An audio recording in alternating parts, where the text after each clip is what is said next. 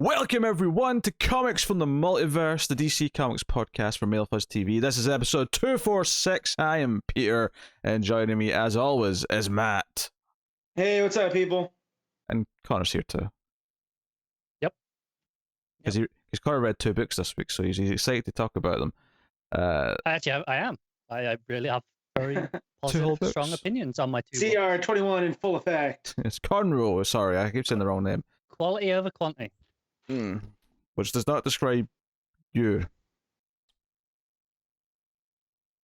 You guys said that about me because I'm a husky man. Yes. Connor's not.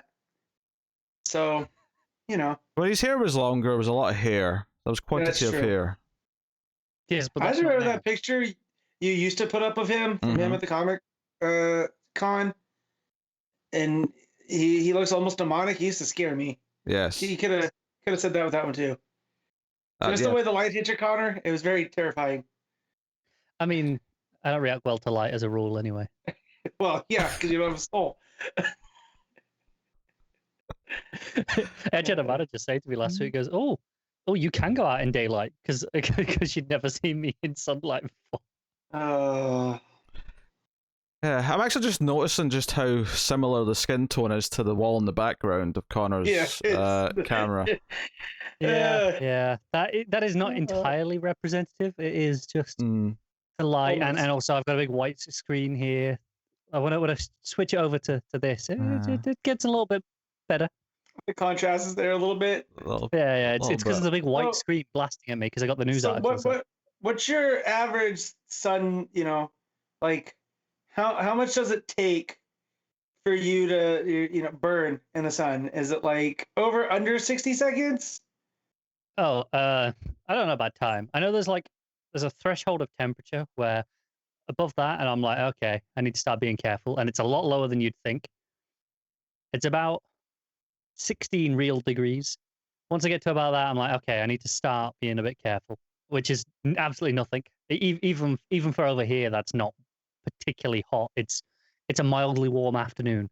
16. That is 60 degrees my day. That is never, even when it's cold, it's not 60 degrees here. Yeah, that's at the point where I have burnt in that sort of temperature before. I would never I would never describe that as cold, but there ain't no way I'm ever like burning at 16 degrees. Most people would not burn in that. I admit, it's not particularly hot. It's a nice, pleasant afternoon temperature over here. Connor, in spring. How much of your life in minutes have you spent in an outdoor pool? A reasonable amount, because I don't feel it in a pool. It doesn't go well, but a reasonable amount. Usually on holiday, because we don't really have them in this country that much. But when I go on holiday, yeah, sure. I'm in the pool. Yeah, I don't think I've ever been in an outdoor pool now I think about it. Oh no, that's not true. I have once or twice, but again, never in Scotland, because outdoor pools they don't exist in this country. That would be stupid. Every time I see Scotland get brought up, it's always like dreary, and that's a good day. I feel that would be an extreme sport, is like coming and swimming in an outdoor pool in the middle of winter in Scotland, just for that is brave. Just for the just for the fun of it. This is a DC Comics podcast. We talk about DC Comics here once we get going. Tell. Yeah. Coming up on this week's show, we have a number of... Oh, I'm on the wrong page. Here we are. Oh, here we go. Okay, so today we have Detective Comics 1034, which is the start of Mariko Tamaki's run with Dan Mora. We have Action Comics 1029, which is not the start of a run technically, although it's the start of Johnson's action run, but it's kind of just continuing his Superman run, which already started. We also have Teen Titans Academy issue 1, and Batman Superman 16, which is starting the Jean Ling Yang run with Ivan Reis. So that is the new books. I also have a Patreon book to do with American Vampire 17, and I'm sure we'll talk a bit about news and ramble or whatnot before then. So that's what's coming up on the show this week. I was dealing with my eye issue. Did you say Teen Titans Academy? I did. Okay. I felt like you didn't, and so but I really wasn't paying attention because I still have, I think, cat dander in my eye. I know what you mean, but it's kind of funny to me that you said you were dealing with your eyes when it's your ears that would be the culprit typically. Right, when not but I hearing also me. have this thing where I get very preoccupied since I have low-grade anxiety, And so I would just like to say, if anyone out there has seen the thick of it, which I believe it's on HBO Max now, so you should all go it watch is. it. Just imagine he's got a mega blink bit and just apply that to Matt right now. Yeah. Very appropriate. Somehow Connor finds a way to bring up things that no one else cares about, and it's They should care about it, 'cause it's Connor, fantastic. after I finish Years and Years, I'm probably gonna go with the thick of it. So, you know, It's great. yeah, because he's always talking about it, and it's from the guy that did Veep. Well, Yeah. Veep did thick of it, technically. Yeah, so, but basically Veep is the Americanized version of thick of it. It's, Right. you know, So, there you go. but by the same people. Yeah, that's With no Tony And- Hale. yeah, and Matt knows my recommendations can be trusted because his loving wants a future. So Here's a problem. I have 3 issues left, and I've stopped reading because I don't want to not read it. You know what I mean? yeah, I'm trying to it's so savor good. it. It's very good. This is delightful stuff. Yeah, I did threaten I might read the new Alien comic to talk about this week. I changed my mind a little bit when I saw the art. Yeah, I didn't realize it was Salvador Larroca, who is Yeah, not good. Not good at the faces. no. It's going for this kind of uncanny valley thing that I've just never been able to stomach. He was on like the back half of Aaron's Star Wars run, and it completely ruined a lot of those issues. I remember people sharing panels from it to show just how kind of weird it was. The trying to make it look at the actors and it just being a bit. Yeah, but it got to a point where he does it with just everyone's face now. Yes, he found something he liked doing, I guess. Even though no one, well, I mean, maybe some other people like it. I think the reality is this is why he's a very quick artist and can turn around books in a very reasonable time frame. Reliable and cheap. Mhm. I may not be cheap. I don't know. Maybe he gets paid well, but I mean, I'll at least get the going rate, I assume. yeah. But that's whenever I'm talking about directors and I'm talking about why does so and so keep getting work, because they're reliable and they come under budget. That's why they keep hiring workman director who's not that exciting but churns out a movie. Hey, sometimes that's all you need to do to get your paycheck. Yeah. I suppose. People used to be able to say that about Ron Howard, right? Reliable, comes in under. I mean, it's a big name, but like. I mean, they I've literally heard that. hired him to redo a whole Star Wars movie because he was reliable and would not. And they're already way over budget because they were basically remaking the whole movie. So they wanted someone who would do it for a fair price. Right. So I'm just saying. And he did a very good job. Yes, he did. It's my favorite Star Wars movie. Yeah. I can't wait to hear how he got the name Solo. So it's such an important All I'm part of Star saying Wars is, history. For a movie that came in with a different director, and fix a film, did it a lot better than a certain other film that is topical again right now. And, Release and the as much as Lord I and love Miller it- cut. yeah, I don't think we want that. I kind of would let's- like to see it, but not enough to campaign for it. Yeah, no, they're doing other things. But I just want to say that as much as I love Solo, it's still only the second greatest thing Ron Howard's ever produced. So I think I can suspect what the first one is. The Bryce Dallas Howard thirst from Matt is sometimes at an all-time Troubling. high. It's Yeah. off the charts. The levels are. I would say I wouldn't say Fluxing. troubling. I would say perfectly reasonable. thank you, Connor. I did say I am lack of self-control of turning into Alden, on certain moments, but I have way too much self-control for that. Just simping On everywhere. Twitter. Yeah. So Yes. Wait, what were we even talking about? How did we get on to? I don't know. I think we were going to go on to the news. you brought in, Ron- cheap. It comes in. Right. Okay. Yes. you know, Yes. I brought up Ron Howard, and then we went on this sojourn together. Remember when last week when Connor said one of you was Tolkien? that was Tolkien-esque. I can't remember who was who though. I don't recall either. I think we established Pete was told because he likes the rules too much. Oh, there you go. See, but he hates tangents, so it's a little counterintuitive. Tolkien tangents for days. Yes, I know.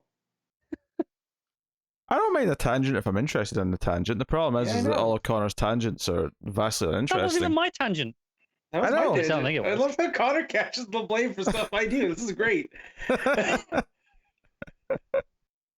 Yeah, but sometimes you tangent in something I like, Matt, whereas Connor's tangents almost Right. always are something that I don't want to talk Yeah, I about. know, but then I enjoy them. We're rock, paper, scissors, or starter Pokemon here, where we kind of cancel each other out.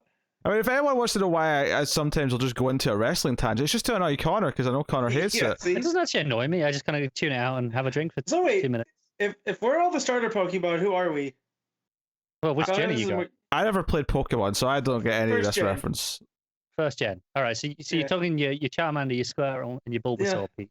Yeah. You know who those are. No, I You know don't. Charizard? Yeah. I've heard of Charizard. I don't know what the other Yeah, two well, are. Charizard is... He starts as a Charmander. Yeah. Yeah. Well, Squirtle's a turtle. Yeah. Obviously. Bulbasaur is a plant-based frog thing.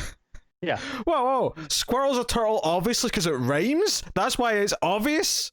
Yeah, but he has like a squirrel tail, hence Squirtle. I don't know what he looks like, Matt. I've not seen him. You He's have. pretty cool. You just don't know He's pretty yet. cool with the Squirtle Squad. Ah, man. Squad. See, I can do it too, Pete. Fine. You know what? Fine. Dynamite was really good this week, and I enjoyed all 2 hours of it. It was okay. Hangman hit that buckshot lariat. Oof. I enjoyed the opening match. I enjoyed the closing match. I liked all the story progression with Kenny and the Bucks. It was good. I was into it. Oh, and Brett had a good promo. All good stuff. I was not expecting Matt Sydal and Kenny Omega to do so well to start the show.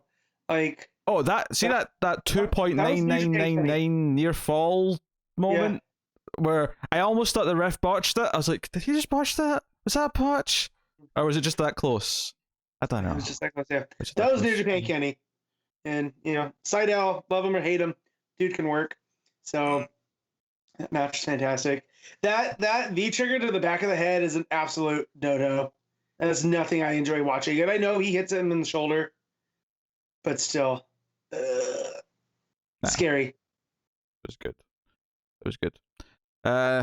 All right, we actually don't really have any real DC news. Well, I guess there's a trailer, which I have 2 important pieces of DC news. Which, funnily enough, let me finish my sentence. Funnily enough, the trailer that came out, the Suicide Squad trailer, I've still not watched, so I really can't comment on it. But bro, what the hell is wrong with you? It's so good. Do you not want to see Stallone as King Shark? I'm not saying it isn't good. I'm not saying anything about it. I have not seen it. But why would you not watch it immediately? I was asleep. Guys, for 2 days? DC podcast. And then I was doing other stuff. I was busy, and then I kind of forgot about it. And then Do you want to go watch it now? Me and Matt will just chat amongst ourselves. I'm good. I'll speculate. I'll just assume. I'll assume it was good because it's. I'm just gonna say what made me think about that self-control issue, Connor, was Margot Robbie as Harley. I'm pretty sure I could say I'm a Harley Quinn fan now. She's really good. She's very good. Between her and Kaylee Cuoco on the cartoon, and then all the stuff Tynan's doing with her in the comic, I can't deny it any longer. Yeah. I do actually on the trailer itself. I think it's a very strong trailer. I think it has it has some heart in there as well. Like already, okay, I can see where the heart in this movie is going to be. But also looks like it's going to be plenty of action, and I'm surprised at how much I like the Peacemaker. I think his name is the character. Yes. Like, okay. Yeah. But I'm like, because I don't really care. But I'm like, oh no, actually, I kind of feel like I like what this is doing in the group dynamic. From based off the vibes on him, I feel like he's going to be the straight man. That's not quite like who's still capable of being funny, but it's not on purpose. Everything he says is very sincere, but it's hilarious because of who he is. So, and him and Elba just bouncing off of each other. I think to compare it to the other gun team movie with Guardians, he's kind of the Drax, right? Kind of, yeah. Which makes a lot of sense. They're both, they're both these big hulking dudes you wouldn't assume are hilarious, right? It's like so the deadpan comedy. Yeah. But just the whole team dynamics. My wife says this feels like a Marvel movie, but she means it as a compliment because we had just watched 4 hours of the Snyder Cut with very little, with a lot more swearing than most Marvel movies by the sounds of it. Well, yeah. But she just said the whole tone. This is what this is what she kind of looks for, and especially in Yeah, something like Suicide Squad, I where think the word you're looking for is fun. yeah.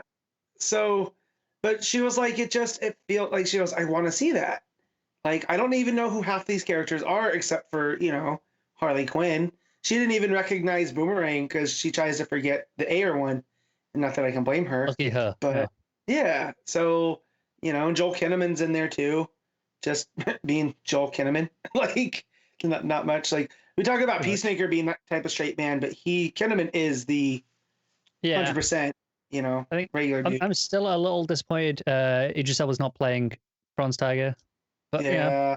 Sure, it'll be fine as Bloodsport. It was right there. He's playing someone called Bloodsport, which is weird. Yeah, apparently he's an older Superman villain.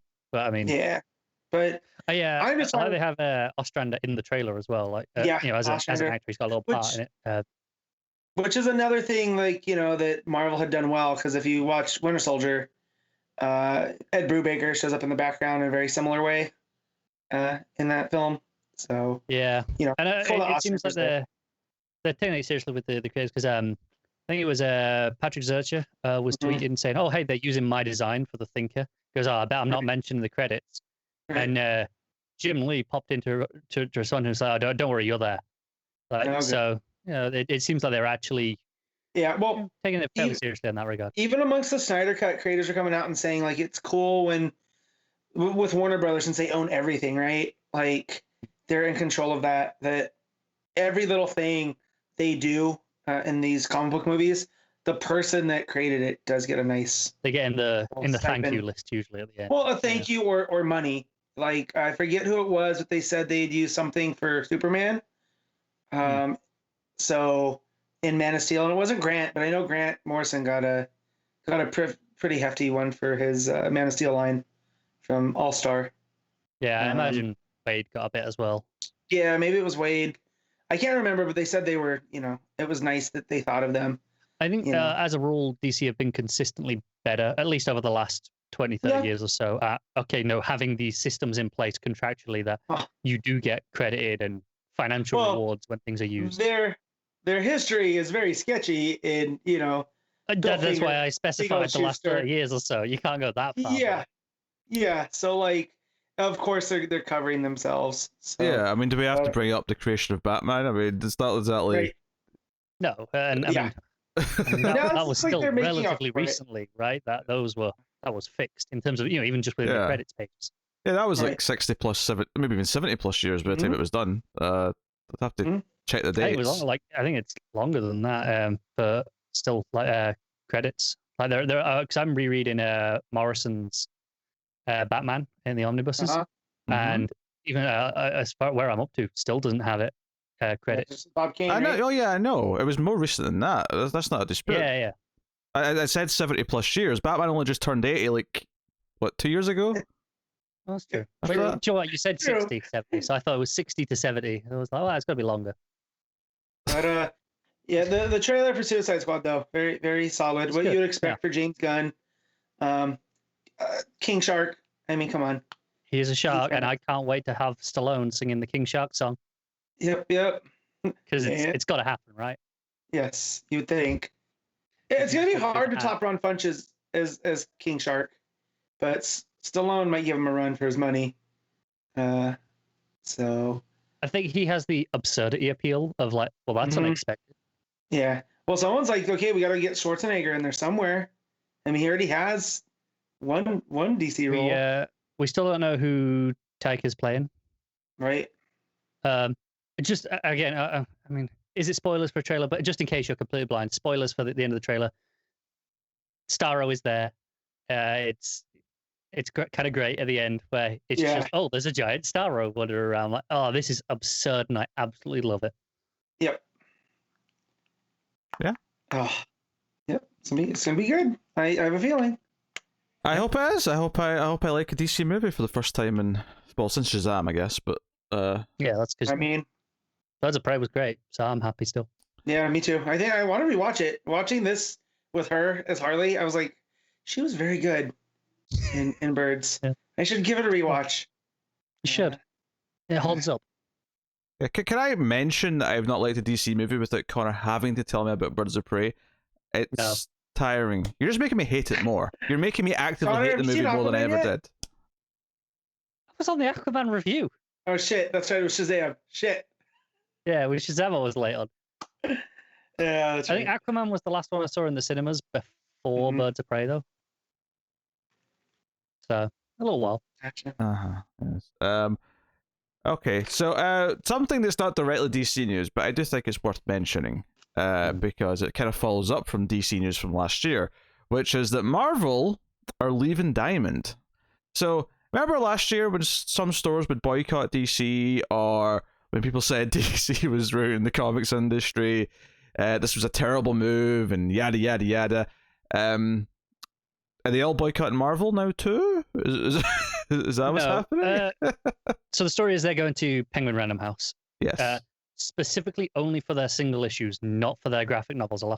That's a separate thing I'll get to in a minute, but it's an interesting little caveat to that. There are some key differences though between this and DC's move that I think I can understand why some retailers might have been more annoyed at the DC move than this, because for one, you can still order these through Diamond. You can still use Diamond. Diamond will just act as a wholesale retailer and Diamond will still buy in from Penguin, but you can still place your order through Diamond with everything else if you wanted to. So in that regard, stores don't have to change anything if they don't want to. But the benefits are that, from what I gather, that was definitely not the case with DC. Is Penguin Random House don't charge for the freight shipping, so it will actually be significantly cheaper for them. Whereas with when DC shifted to Luna as opposed to Diamond, for some stores the price actually went up because they still had to pay the shipping and they lost their Diamond discount. So I mean, I can see the reasons there, but the interesting thing about it that they're not doing their graphic novels with them because they're completely forgetting which publisher's doing those now, but it's someone else. But the reason they're not shifting is because Penguin Random House have a deal with DC already for their graphic novels and such, and they have like a preferential treatment thing that so whatever deal they offer to Marvel has to be worse than whatever they offer to DC, like contractually. And Marvel are just like, no, we're not doing that because they can't get as good a deal. That's so interesting to me that you companies like DC can put in clauses with publishers going, you can't give our competition the deals you're giving us. That is a bit weird. That's all I've got, really. It's a bit weird. Yeah, I mean, I don't understand business. Like, I think I do because I'm not a sociopath, and business is very sociopathic, right? So that's why I've never liked it. It's a little bit pet. It's it's not obviously it's not. This is not a 1-to-1, but it reminds me. The feeling it gives me is when I hear about how like actors' agents have it contractually obligated that the names in the poster have to be in a certain order, even though almost always means that they don't match the faces in the poster, which everyone always comments on, and they've never thought, oh, we should, change this because it just confuses people. But whatever. Business deals be business deals, I guess. Ultimately, I mean, I don't think it really matters that much to us in the long run. I think it'll be really interesting in the long run as to how this will have probably quite big ramifications down the line, because I can't see Diamond surviving too much longer. They're not going to be the big dogs anymore, because a bunch of smaller publishers already left to go to Luna with DC last year, right? They followed that along. Now Diamond have lost Marvel, so I think they've still got like Image Boom, IDW, and a couple other, the mid-tier ones. Yeah. But is that going to be enough? No, I know my shop. I mean, they get a little bit of everything, but I mean, DC and Marvel, like the back issues of DC and Marvel take up 2 whole walls, right? Because that's how much they're ordering. I mean, I would be inclined to say probably, I'm ballparking here, 80% of everything most comic stores order will be Marvel and DC, and then the rest will just be, the other 20% will just be everything else. Even then, that might be a low ball on it. It might be, yeah. I'm kind of playing it safe here because I don't want to put figures out there with no context. I would not be surprised if some stores were over 90% Marvel and DC, and then less than 10% everything else. That wouldn't surprise me. So yeah, it's a too big. I mean, it would be like if like a computer processor manufacturer. It'd be like if both. I mean, admittedly, this is a weird comparison because PCs you can just put whatever you want in it. But let's say PC was just a company like Mac, like Apple were, right? It'd be like if PCs and Macs both said, "No, we're just exclusively going with AMD now." So Intel's just left. Nintendo, please, please, right. Nintendo, don't leave us, Nintendo. Yeah. But that's basically the comparison. It's like you're losing the two biggest. I love how your comparison to kind of make this more digestible was probably even nerdier. Probably, but it's the thing that. I mean, I don't know. Okay, it's like if every. It's like if every restaurant in the world decided to just go with Coke instead of Pepsi, I guess, and Pepsi's just sitting there going, "Oh, then we're all winners." Wait, that means no more Baja Blast. Never mind. Actually, that's kind of the opposite way around. To be honest, it's more like Pepsi and Coke are the ones that are the two big dogs. It's more like if I'm confusing myself now because I'm trying to think of more comparisons. I'm just going to stop right now. The point being is that it's very difficult for Diamond to remain as relevant. I mean, maybe they'll still be a wholesaler and that's just how they'll survive now, but I can't imagine they can remain as profitable as they were or as important as they were in that role. They're not going to have the grip on the industry that they once did, for sure. I think it'll be really interesting to see what happens for Free Comic Book Day in the future. I think this year will still be fine. I don't know if DC are even taking part. It's in August again this year, but Marvel aren't making this switch until October anyway. Okay. So they'll have no impact on this year's stuff, but who knows for next year? Especially if they shift it back to May, it might be, oh, well, this is all of a sudden. Yeah, that's weird. But hey, yeah. So you said some more DC news you wanted to talk about? I've got two actual pieces of news that are interesting. The first one is Pete's favorite topic, Milestone Comics. The new Static Shock series that was supposed to be launching in April has been delayed until June 15th. It's supposed to be April 11th. Now, the reason for this delay is actually interesting because this was all these Milestone titles, as three of them launching, were all going to be the digital exclusive titles. Right. They are no longer. They are shifting to being print and digital release on the same day. Although I think they're coming to DC Infinite the same day as well as they launch, so you can get them on there for free still, essentially. And that's the reason that this one's being delayed, is that they need to give time for retailers to order their copies, essentially. Whereas the other ones weren't starting till June and August anyway, so those haven't needed to be delayed. They can just announce it and it's fine. That's an interesting tactic. I mean, it increases visibility, which is cool, right? Like, I think if nothing else, getting everyone who's got a subscription, like them having the option of trying it for free if they're subscribed, is a good way of getting people to try a book that a lot of people may otherwise, because comic books keep getting more expensive. It's hard to justify adding more to your pull list when you're not sure. But yeah, so it's a bit weird. It is, and I have to say, it was Chris Conroy, who announced this via Twitter, actually. But he actually started his tweets with, "We heard you," brackets, especially you retailers. So it's clear who this information was really aimed at, but I think it's still useful for us all to know. Yeah, it makes sense that retailers would want. I mean, they're looking at the diminishing numbers of books that DC are putting out, and they're worried that, hey, look, so much of your stuff is starting to become digital first, if not digital only. So I guess it makes sense for them to want to speak up about that. So we'll see. We'll see. First of all, I wish we still get comic sales figures because they've kind of disappeared with the move away from Diamond. Diamond haven't published any figures all year yet at all. And obviously, once they lose Marvel, what are they going to do? Yeah, but to finish what I was saying, it's not just that not only have we lost physical numbers, we still don't get digital numbers. So I would love to know, because I want to know the splits on these things. I want to know how well things are doing. I think bizarrely, the closest thing that we have to any sort of metric right now, which is not accurate because it has no figures attached to it whatsoever. But the only thing I can think of is Comixology's, like best selling, hot this week, where they do order them in like, okay, what is best selling right now? But I mean, it's not the same, is it?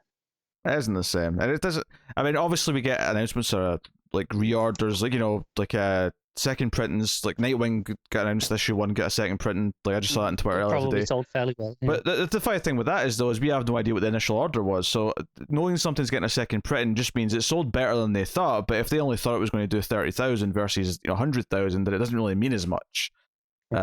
And that's why it's not that uncommon to get third, fourth, and fifth printings, because presumably second printings are obviously much less, and then the third printing will be even less than that. So yeah, exactly. So it's a sign that it's doing better than they thought, but other than that, it doesn't tell us much. No, it's the same thing with like that Comixology thing, where we can kind of compare book to book as to, oh well, that's doing better digitally than this book, but it doesn't tell us how much better, what they're actually selling. I think nothing useful really. For Comixology, I think you have to look at, maybe just like pick a time of the week and say that's the time I'm going to look every week, just so that you're always comparing it with the same amount of days since the books came out. And Yeah, you probably want to do it on a Thursday or Friday. Give people a chance to pick up their books on the Wednesdays and Tuesdays, I suppose now. But yeah, it's not the same. It's not the same, no. But out of curiosity, just for experiment's sake, I've just clicked on Comixology, right? Mm-hmm. Hey, we Okay. record the same time every week, so this is as consistent a method as any. Obviously, it's a Sure. mix of Marvel and DC. So a DC book is number 1. Would anyone like to guess what number 1 on Comixology? Is it a book from this week? It is, yes. Detective Comics. It is Detective Comics 1034. And then Marvel's Excalibur number 19 is number 2.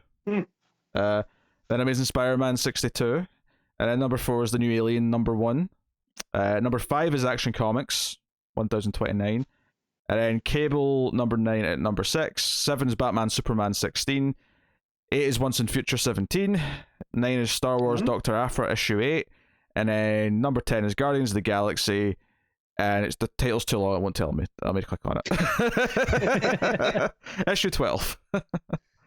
Okay. So they I all don't think look there's like new anything books. massively surprising in that list, right? I mean, DC had like, out of their main continuity books, they only had like 4 books. So it's nice to see that 3 of them made it onto the top 10. So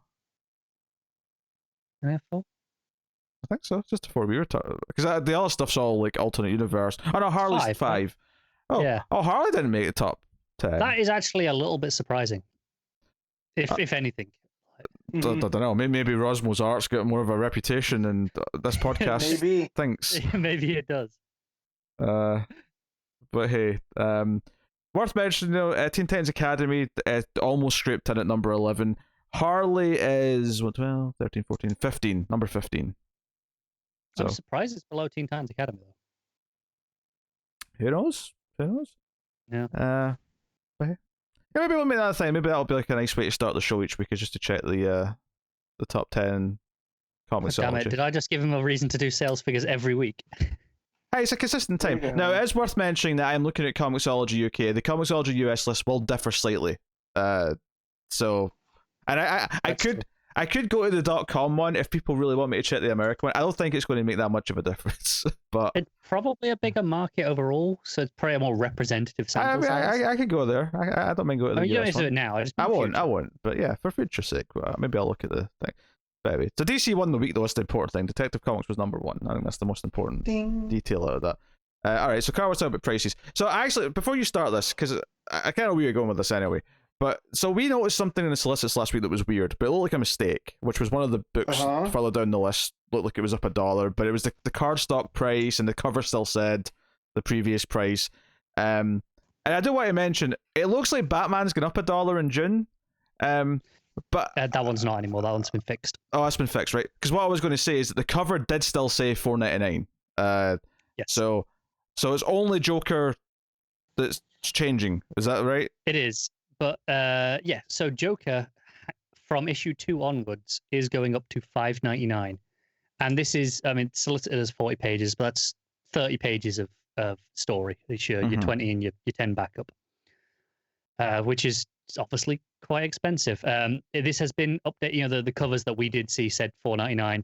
Those covers have been updated to say $5.99, and this is coming from the Lunar listings themselves. So this is pretty accurate. I mean, to play a little bit of devil's advocate, and I'm not saying I like this, but on a pure mathematical argument, technically a 30-page storybook should be $6. If we accept that a 20-page book is $4, then a 30-page book should be $6, because it's 50% more pages, right? I'm not saying I like it. I'm not saying I want it. I get where you're coming from with that, but also this is objectively just $1 higher than they've been charging us for years for no actual increase. No, it is. And part of that you could just argue is inflation. I'm not defending it, but I'm saying there is at least a logic to the math side of things that says why it should cost this much. But that's not the point I'm making here. My real question I want to ask though is why specifically Joker and why only Joker right now? Because if it was Batman, right? Let's say they were starting and saying, you know what, Batman's our most popular book, we can get away with charging an extra $1, and they'd probably be right, and they would go do it. But why is Joker the one they're doing it with? If I was going to hazard a guess, because again, this is completely unsubstantiated nonsense that might be coming out of my mouth here. Batman's too high profile, where there could be an immediate backlash. Whereas Joker, it's big enough that still people will probably buy it because Joker sells, but not so big that it's one of the core titles that everyone's already reading. It's like, I mean, you might have liked issue 1, which I think was only $4.99. It was, which is why I think I'm wondering if there's something weird to do with this, and I don't even know what to suggest. Like why? Because it's to do it with issue 2 is really odd. I mean, I suppose there's the argument of they wanted this issue to be cheaper to lure people in, and then they're hooked, so then we can raise the price. The image argument, essentially. Yeah, but given how we typically look at comic book prices, particularly from DC and Marvel, it tends to be the opposite. It tends to be issue 1 might be special, oversized, or whatever, and cost an extra $1, and then it goes down to the regular price. So it goes against what they normally do for a start. The fact that they're shoehorning it in, and not just shoehorning it into a later issue, they're sort of going back on previous solicits. They're going back and sort of retroactively shoehorning it in, which kind of feels like, and I'm not saying it is for sure, but it feels like for some reason they something about this is costing more, and they had to retroactively fix it to not lose too much money. I don't know what it possibly could be. I have no suggestions for why it would be more expensive to produce, but the only thing I can even think of is that for whatever reason they're only doing cardstock covers, because that's been why they've typically been adding extra dollars recently. But I mean, we'll see what the digital price is, I guess. The digital's really, up. you have to pay for Gilliam March art. All I can say is I know some people enjoyed Joker issue 1, Pete included, I believe. Yeah, it was good. It was better than Wonder Woman. I wasn't here that week, but I think you liked it. Yeah. I would say is if you're not in love with this book, don't buy the next couple of issues, because that's the only way that they're going to get the message. Is if people don't buy this when it goes up in price, they'll go, okay, we can't do this, and we won't put the price up. If this goes well and it sells on target or above target of what their expectations are, I can be fairly confident that by the end of the year they will be rolling this out to other books. No, you're probably right. The problem is, though, does anyone have time to change their order on this one? On Stores might not. No. But I think this still matters digitally, and especially for issues 3 and 4 onwards, they definitely have time to change those. Because it always comes back to this with comics, with the physical books, is that you have this time period where you have to enact. So it might actually look to them, oh, issue 2 still doing great, but it's because they kind of bamboozled everyone by changing it after the fact. Which is why I think issue 3 onwards will be more important to make that statement, because stores have time to adjust those still. Because even if it was announcing time for the stores to technically cancel their orders, I do wonder, like, is that enough time for all the people who have that on their pull list to find out, tell their stores, no, I don't want it now, and for the stores to cancel it? I mean, almost certainly not. Yeah. So But I do wonder, is this like a like grounds for retailers to say, hey, well, you put the price up and none of my customers who wanted it want it now, so I want to return this. Yeah. As a rule, DC are pretty good at returnability in circumstances where Mhm. things change. So it is very possible that if they do have a lot of unsold copies and multiple retailers are complaining, DC will allow it. Because it says here that issue 2 is due out on the 13th of April. So that's in, what, 3 weeks? Yeah. So Yeah, I assume they've already had the final order cut-offs as well. Yeah. I don't think it's been too long ago, though. That feels... I think about a month tends to be about when the final order cut-off is, right? 3 or 4 weeks usually, yeah. Sounds about Because right. obviously they can put in their orders from when the solicits come up, but they can adjust them up until relatively late. Yeah, if you're ever on Twitter and you see retailers talking about FOC, that's just final order cut-off. That's when you have to make your order for them to... Because a lot of comic stores don't stock for the shelves. They just only order what people are actually wanting to buy and say they want to buy. My comic store has been kind of trying to make that point a bit more transparent, where they will show the stacks of, here's everything that arrived in our delivery today, and here's everything that's going on the shelf after we've taken off all the things that are pulled for pre-orders, or anyone who's asked for something. And even as someone who knows how much it's pre-order based, the difference is staggering. Like, it is, very bad. I'm in a relatively small store, don't get me wrong. Yeah. They don't order tons, but still the percentage is huge. It's been a number of years now since I've even been to check, but I remember it was a little bit different because the one option I had really was a chain store. And because it was a chain store, they did order a lot of shelf copies because they were a big company, so they theoretically just did it like any other stock because they could. Right, they had a cushion. Yeah, because I remember when the New 52 launched, I remember getting there being like enough they had copies and copies. They had stock to restock the piles of copies on the shelves. To be fair, I would say even smaller stores probably did, and a huge thing like that where they thought, oh, we want copies for people to... True, but I mean, it wasn't just like that first issue thing though. It was that just was the normal experience getting in there. As whenever I went into Forbidden Planet in the UK, they just always have tons of shelf copies of everything. At least to a point. I'm not saying they couldn't run out, because they would maybe later in the week, but the idea of like getting there in comic day and there not being copies left of something was just unheard of. Like there was nothing to worry about. It's interesting because in my experience, where I live, I have access to 2 chain stores and 1 independent store, and there were times I could go in on a Wednesday and all 3 stores would be out of stock of a book. Like, not a book that I knew I was, it wasn't on my pull, because I didn't know I was going to get it. I'd seen it on, a day before. I was like, well, I'll see if anyone has that tomorrow. And nothing. And that's, even with 2 chains that are over ordering compared to the smaller one. Yeah. So, Joker's went up in price $1 bizarrely. So it's a $6 book starting with issue 2. So it's an awful lot for a Commissioner Gordon story. Yeah, well, and a Harper Row punchline story, just to be fair to it. It's kind of it's a lot for any story, if I'm being honest. For 30 pages of content, it feels like I shouldn't be paying that for a lot of books. Not for a lot, but here's the thing though. I think there's an easy dismissal here because it's Joker, and a lot of people don't want to support a Joker book anyway. But this is the thing. If let's say there was like a sequel to Doomsday Clock, right, and they were charging $6 for 30 pages an issue, we'd all be getting that book, and we wouldn't even really think twice about it. You're talking Jeff Johns, Gary Frank. Yeah, I know. No, I don't think I would. I think if it, no, honestly, like so, Connor just leaves the show. If all the prices go up, Connor's just gone. Well, that's what he's effectively saying. I worry about this following suit at DC, and then that means I'm reading a lot less. Right, I already have to watch my budget. Many books. I mean, $6 for a comic. It's already one thing where I'm like justifying like anthology books that are like 6 or whatever these anthology ones are. $8, I think they are. I don't know. It depends on the book. I think they're $8 because but they're like 3 issues worth. I can kind of justify it because I'm like, okay, well, I'm getting a lot of content for that in terms of my value.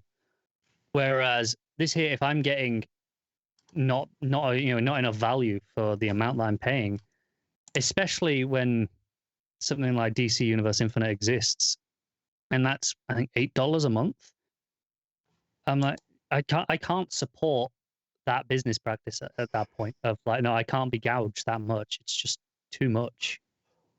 What I'm saying here, I'm not pointing out or debating anyone's choices. What I'm saying is that there is a layer of, not hypocrisy, I don't want to call it hypocrisy, but there is a layer of, there are certain books that everyone will cave on for this. Or at least most people. Cars claiming he won't cave for any. But I think most people have books that they will cave on for a certain price. And once they've caved on some, there's almost no putting the cork back in the bottle once we're at that point. Quite likely. And for me, it's like I can deal with it when it's like, oh, a one-off issue. A first issue is overpriced or oversized. I can kind of like, all right, I can live with it. It's not ideal, but I can live with it for an issue here or there. But if it was every book was this much, I mean, I would have to like half the amount of books I read just on budget if they all went up this much. The cynical part of me is thinking that, well, what happens when they take away the backup stories? Does it go down $1 then to $4.99? And honestly, I think Marvel have already been kind of testing the waters with like standard books being $4.99. So we're kind of on the cusp of that reality in general.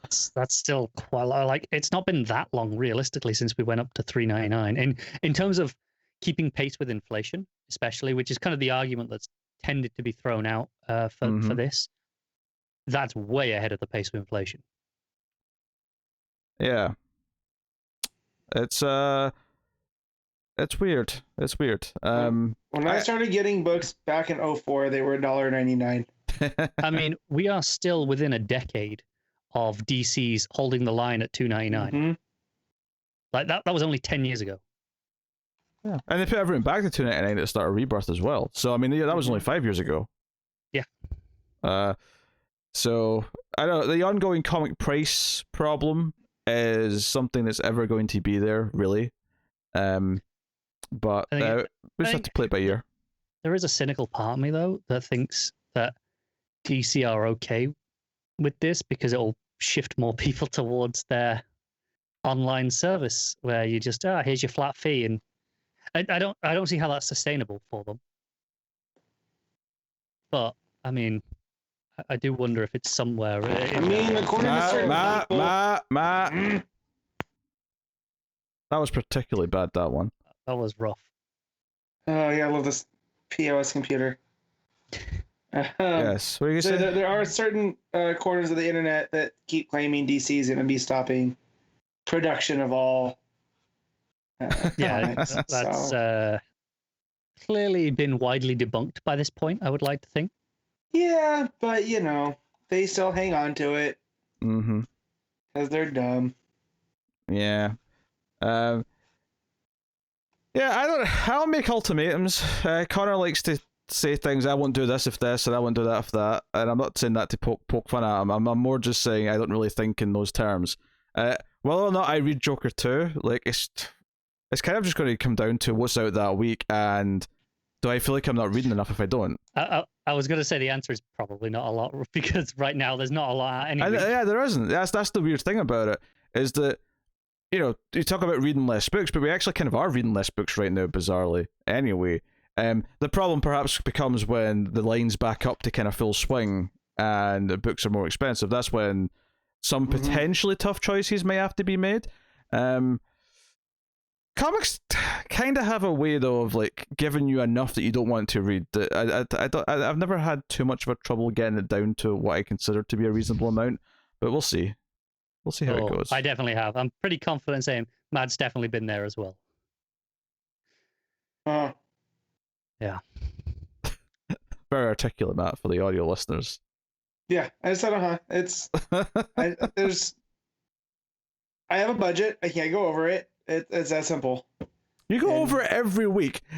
This fabled budget.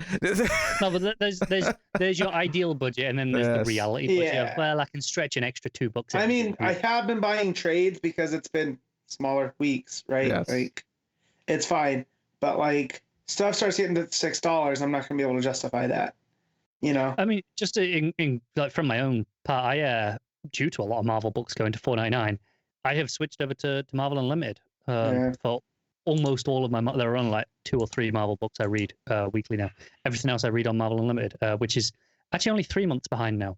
Yeah, I guess they felt they had to compete with DC Universe switching to 6 months. Yeah. Like I say, you know what? Charge double for it and make it day and date, and I'll happily get your service and never look back. Hell, charge triple for it. I don't care. Don't give them ideas. No, I mean, right now though, it's still a great value. It's just you are 6 months behind, and for us, that's not ideal. yeah, Not feasible. if they do a premium version, which is $30 a month, but every new comic is day and date, that is less than what I spend in comics a month. That is a good deal. Yeah, true. Like to me, that's perfectly fine. That's the premium you pay for getting them upon release. I do wonder if that is. I mean, not to spin this into all different conversations, but maybe the future of those services is tiered systems of here's your basic and here's your premium to get them sooner. I mean, this is completely subjective because I'm someone who reads digitally anyway. I realize people who read physical books just see nothing but doom and gloom when we start talking about this stuff. But for me, that model would be perfect and would save me money. I mean, I did even just the other day. I think I recommended to one of our listeners that, hey, if you're having, budgetary problems and you're having to cut back on your comics, I do recommend picking up, DC Unlimited and Infinite and Marvel Unlimited, because for the prices they offer, yeah, you're a little bit behind, but you'll be able to read still a lot of stuff. Well, everything. For, like, the cost of like $2. Yeah, you really read everything basically, if you want to. Pretty much, yeah. There are very few exceptions. I think Marvel doesn't have the Conan stuff for whatever reason. Okay, It's weird. there you go. Yeah, I know it's weird, permission, but yeah. So no, so I hope they do come day and date at some point. I mean, by all means, charge more for it if that's what's going to make it work. Remember when but day and date was a big thing in the New 52? that was just was selling, around the time of Hold the Line at $2.99, wasn't it? That was just selling digital comics. Yeah, I know. Remember, I'm like things have come a long way in the last decade. Like, yeah, 10 astonishingly years. far. Yeah, which is why I'd love to see those digital numbers. Yeah, if only. They keep saying they're not growing anymore, but I'd love to see what it is I year don't to need year. to have like every month's breakdown like we used to, but I would love to know what digital is selling compared to what print books were. Don't worry, the new Comicsology Weekly Top 10 segment is now part of the show, and we will. Oh, thanks, Connor. I'm really sorry about this. Truly. From the bottom of my non-existent soul, I am very sorry. That means a whole lot of nothing. Oh dear. Okay. Shall we talk about comics? Shall we? Yes. Shall we do that? Hockey's on in a bit. Matt, if I could explain to you how little I care that hockey's on in a bit means to me. I mean, the TV goes on, and so I'm just telling you. Right, so what we're saying is we'll leave Action Comics till last, so the Mass they talk about it while the hockey's. Fine by me. If you want to rip through Philip Kennedy Johnson and give him disrespect, that's fine.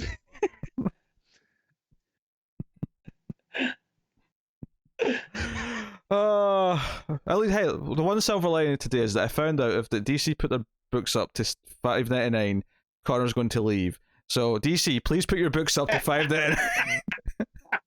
I have principles. What do you want me to say? I stuck by those principles this very week. Pushing the line at $5.99. Come on. That's just mean. You guys are friends. Are we though? That's a good question, Connor. All right, let's talk about books. Okay. Detective Comics 1034. Mariko Tamaki writing with Dan Mora on art. This is the start of the run. We're introduced to some supporting cast members. We're given the status quo. This is Batman's dealing with Batman's relationship with various other Bat characters. This is very much just Batman on his own, living in admittedly quite a fancy, expensive area. But still, I would say that Batman's the Gotham book, and this is the Bruce Wayne book. Sure, that's fair. But this is actually dealing with him living in an apartment. Now, it's admittedly he's still with Gotham's elite, which just shows you how separate he was, having his own mansion. Yeah. He went from I don't know where the really wealthy people live in New York, but I do know like the ones that live in the city live in certain areas. So Yeah. he went from where the like really wealthy live out in big mansions to the moderately wealthy Yes. in the city. The nice and, area. Yeah. Yeah, and like I like Tamaki's entire vibe of describing Gotham through these people. Like turns out Tamaki's a really good writer, right? Yeah, Tamaki is really good. So It's this book sets up some interesting stuff with some new characters. Neil particularly, his name sticks out, but it has some other interesting kind of setup. I do love when a run gets a supporting cast, but this also seems to be the book that might most directly deal with the mayor stuff. Mayor Nakano, who's heavily featured in this book. Some of the characters that are introduced are also kind of related to his office. But we have Bruce is at is that a fundraiser or some sort of party? He's at like a fundraising type event where all of Gotham's elite are there, at least partially. Yeah. And he's there just listening to what's going on, but some clowns show up, some remnants of the Joker War, basically. So Bruce has to run off. So some good action pages here, particularly when Batman dives back in. It was a really good panel, actually, I thought, of, I think some of the staff like hiding under a table. Or maybe some really of the guests. heavily shadowed. Yeah, I thought it was a really good panel. Yeah, it was gorgeous, that panel. Yeah. It really sold the fear of them. But you have the bickering from the mayor's people, Neil, who's like the head of security, wanting to leave, and Nakano being like, no, I'm staying here till everyone's safe. But I do kind of like the final beat of this, because they've set up the Nakano whole like anti-vigilante thing so well that at the end of this scene was like, okay, the situation's been contained, but sir, it wasn't the SWAT team, it was Batman. Batman secured the room. And he's like, God damn it. Yeah. So I like that there's still the themes are really well thought out. Also, Bruce finally realized what he'd put Alfred through all those years, making him work in a cave. Because he's trying to build his own mini bat caves. His cave was a lot nicer. Yes. Yeah. He's literally in a mud pit. Like, that's where Bruce's new cave is. Under like these tunnels in Gotham that have been basically condemned. And that's, I think, some really good Mora art too. Like, we know Mora is really good at like the actiony stuff, but here, like Bruce toiling away in the like, I feel his physical presence. Like the ache and the pain. Something that always seems to. I mean, obviously, this isn't all on Mora, unless he colored it himself, but I don't think he did. But I think Belair does the colors on this. Yeah. But I always feel like his art's accompanied by really strong color direction, and what I mean by that is that the party has a lot of reds, but particularly when the fighting starts. But then when you go to the tunnels, it's a lot of muted greens. So it's a very distinct thing where as soon as you turn the page, because there's some comics where I feel like, and it's not that the art's bad per se, but there are some comics where it just feels like 20 pages of like constant like lines and info, right? Like constant stuff. Right. Whereas this, like, you turn the page and there's like just no question you're in a different location, you're in a different part of the world, like, different part of the city. It really plays with the tone and the mood. Yeah. Like this vibe in the tunnel where it's all like these greens and yellows and shadows is completely different than the boardroom that's a lot of red. Yeah. I mean, even just on that page, you have like the above ground shots on both those pages in the cave. They're a little bit, and it's just it's natural light. It's kind of pleasant, smooth, warm colors, and then it cuts to the greens and the blacks underground, and it's just so different. Yeah, and then you go to the his new street, and it's all the warm orange of the street lights, and it's just a very different, very sort of sandy tones and whatnot. The building and the brick and whatever. Yeah, Belair's really great at this stuff. Yeah, and we're interested. So we get this this socialite woman who comes up and is like, "Hey, Bruce, you have to come to this party," and he's like, she's really overly friendly. She's hugging him. In fact, honestly, the facial expression on Bruce as he's been hugged from behind is one of my favorite little bits of art in this. She's like, "How lovely is this?" And he's just there going, "Lovely." I'm like, yeah, I feel you, bro. I've never related to Bruce Wayne more than that wall panel. I do love her in like a nosy neighbor kind of way. Like she's so annoying, she's endearing. When I say I hate her, I mean that in a very good way. In that, I hate that type of person naturally. Yeah, like I just cannot a happy get on person. Connor hates happy people. I hate people with too much energy. But I instantly got her vibe and how much that contrasts with Bruce never having to have neighbors, and now Yeah. this is the neighbor he has, and it's a nice little twist in the Bat mythos. Yeah. If I even mentions his narration, this is the first time he's probably ever had neighbors, really, because he's always been at the mansion. So we meet a bunch of different characters. Notably, there's a couple with the rich wife, Sarah Worth, and her husband, who's like sort of like basically just leeches money off of her. Not I mean, they seem to like each other, but it mentions that he's on his third startup in as many years, so presumably it's her money that he's wasting Burning through constantly. Yeah. The last good journalist in Gotham, who of course hates Bruce, which pleases him. Makes sense, right? I thought so. The woman who's shown him around, Lydia. If there's anything with the art, and it's not so much a complaint, more of an observation, is at the end of that page where she's introducing people, and she says, "Let's drink." She looks like she's been infected with Joker toxin. The way that the smile is to me. You can tell Pete hasn't been to many parties. I just feel like she's because they're not in the suburbs, but is that suburban wife? It's wine time. Yeah, like, right, exactly. It's like, it's time. Let's get the party started. We get it. You love your booze, but like, no. Yeah. But I get what Pete's saying too. It is a little bit over the top. It's over exaggerated, but it did work for me. Yeah. Wait, so now Connor's relating to her because she wants booze. Is that what we're saying? Yes. No, I just drink when I want to. I don't have to make a big deal about it. I just pour myself something. Every day. Most days. I don't have no problem with that. I don't have a drink problem. I love drinking all the time. It's not a problem if I'm only having like one glass. It's not a problem if I'm enjoying it. It's not a problem as long as I can afford to keep buying it. I can count the amount of times I have been drunk in the last year on one hand. Yes, but you saw that one hand 3 times. No. Legitimately, I don't get drunk very often. Okay. Very defensive. That's all I'm saying. I am defensive because it is very healthy, appropriate drinking, and it's not my fault that you don't drink a damn thing. All right. Anyway, yes, on the party. Yes. Basically, Bruce talks about how these elite, like they talk about what's happening in the city. Oh, it's terrible. All the crimes happen in the city, but they live in this little cornered off rich area. It's just stories from a distance. What does he say? It's not a fire. It's a slight ember or something he calls it to them. Candlelight. Candlelight. That's what it was.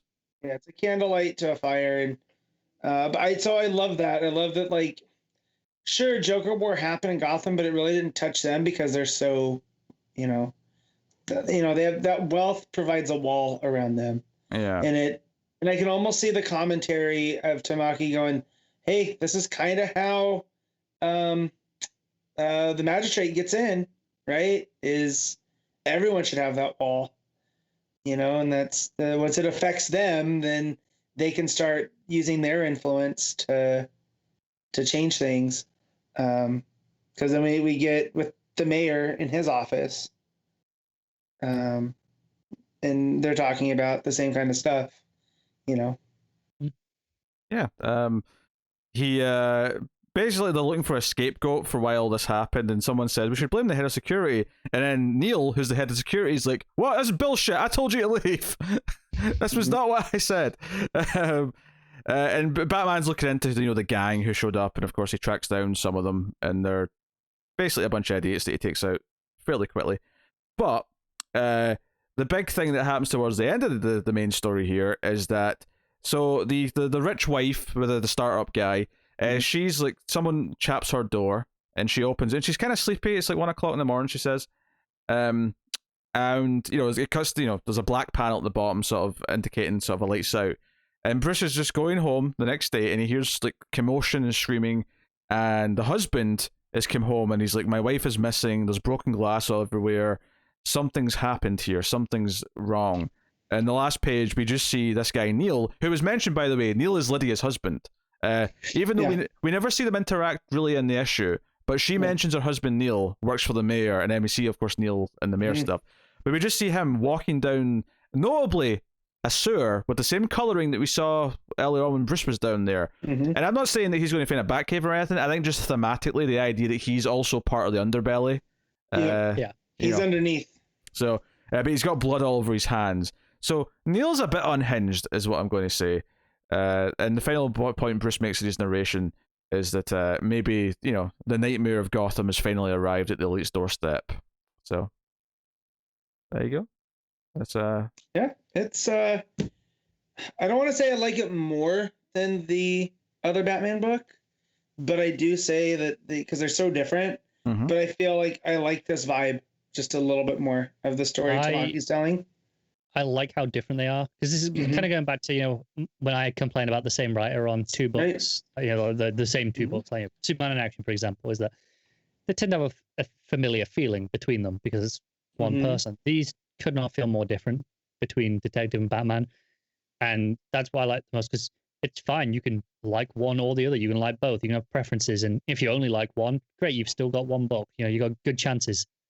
And I think it's safe to say both are a pretty high quality right now.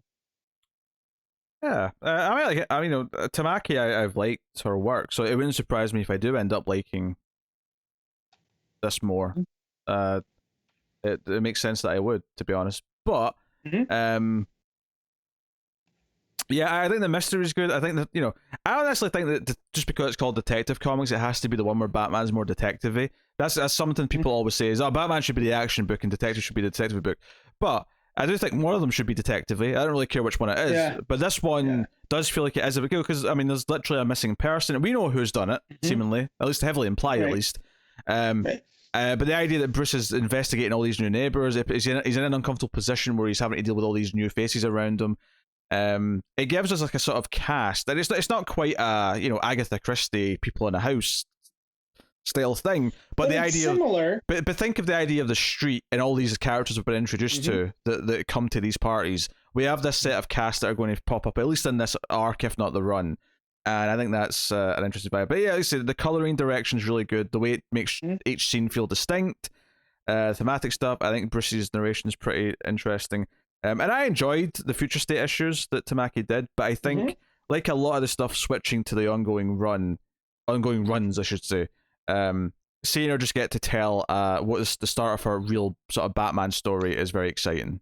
Yeah, I think we all agreed that especially the Detective Comics Future State stuff felt like it wasn't really a full story. It was just here's like an idea, and it set out a template of where we're kind of heading and a tone rather than telling an actual story. Whereas this here does feel like the start of a story for sure.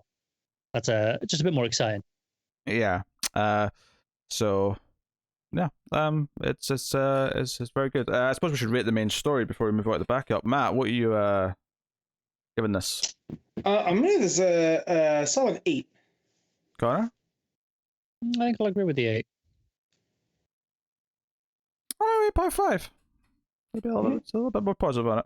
Then we have the Robin backup, the Damian backup. I shouldn't really say Robin, technically, even though the book's still going to be called Robin's something. Yeah. Whatever. Because he's technically not Robin right now. So, we talked last week about stuff feeling half an issue, right?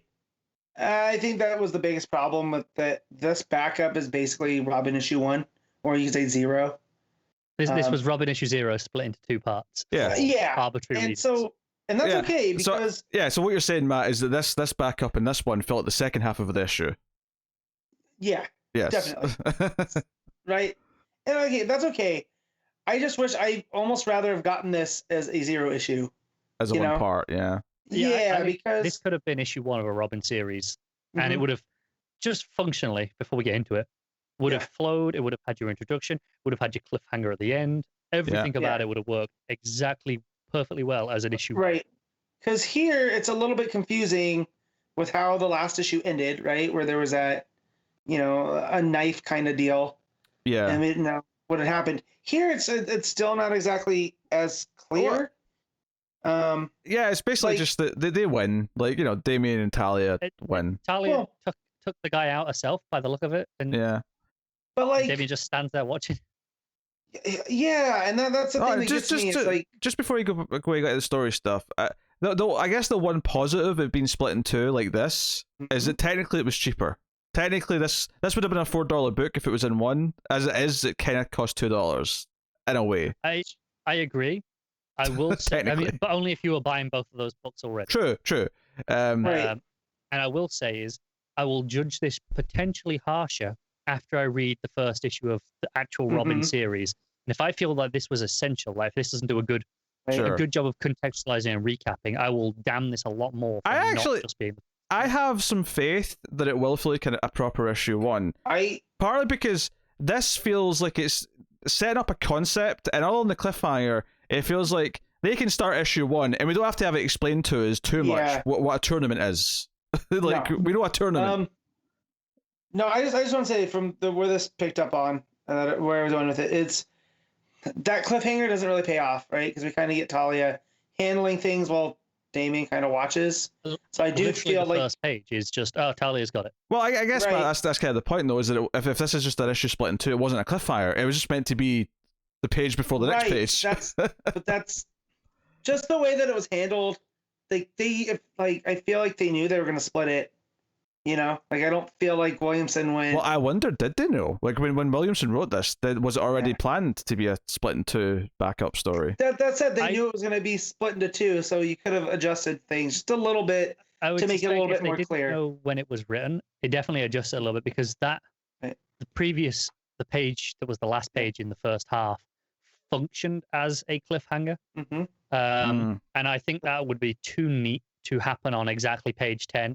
If it wasn't planned that way. So I think they maybe, re-edited the last couple of pages perhaps to make it flow into a cliffhanger. Right.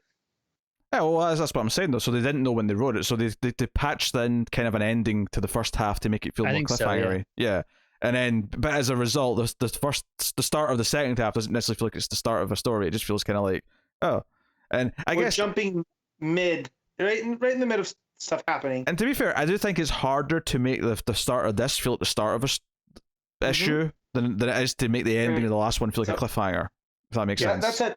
I wanted to pull a Connor and just get the negative out of the way because I really like the whole rest of this. What I'll say I like about this is that I love that Talia casually mentions this tournament because she mentions the League of Lazarus. And how they were kind of the third, branch of all this, but they split away early on. But there's a tournament, the Lazarus tournament, and I love that the conversation continues for like a bubble or two or a panel or two, and then Damien goes, "Wait, did you say tournament?" And I'm like, Damien's been playing Mortal Kombat. He hears tournament. He wants to go to this thing. I actually knew lettering as well. That bit, because it's right at the bottom of the page when he realizes, and it comes back to that, as opposed to where it's the top of the page where the tournament's mentioned. Right. And it's like, it's all bold, of course, as you'd expect, but it also has this big red outline around the bubble, and one of the words is red as well. It really pops out, especially in such a shadowed panel.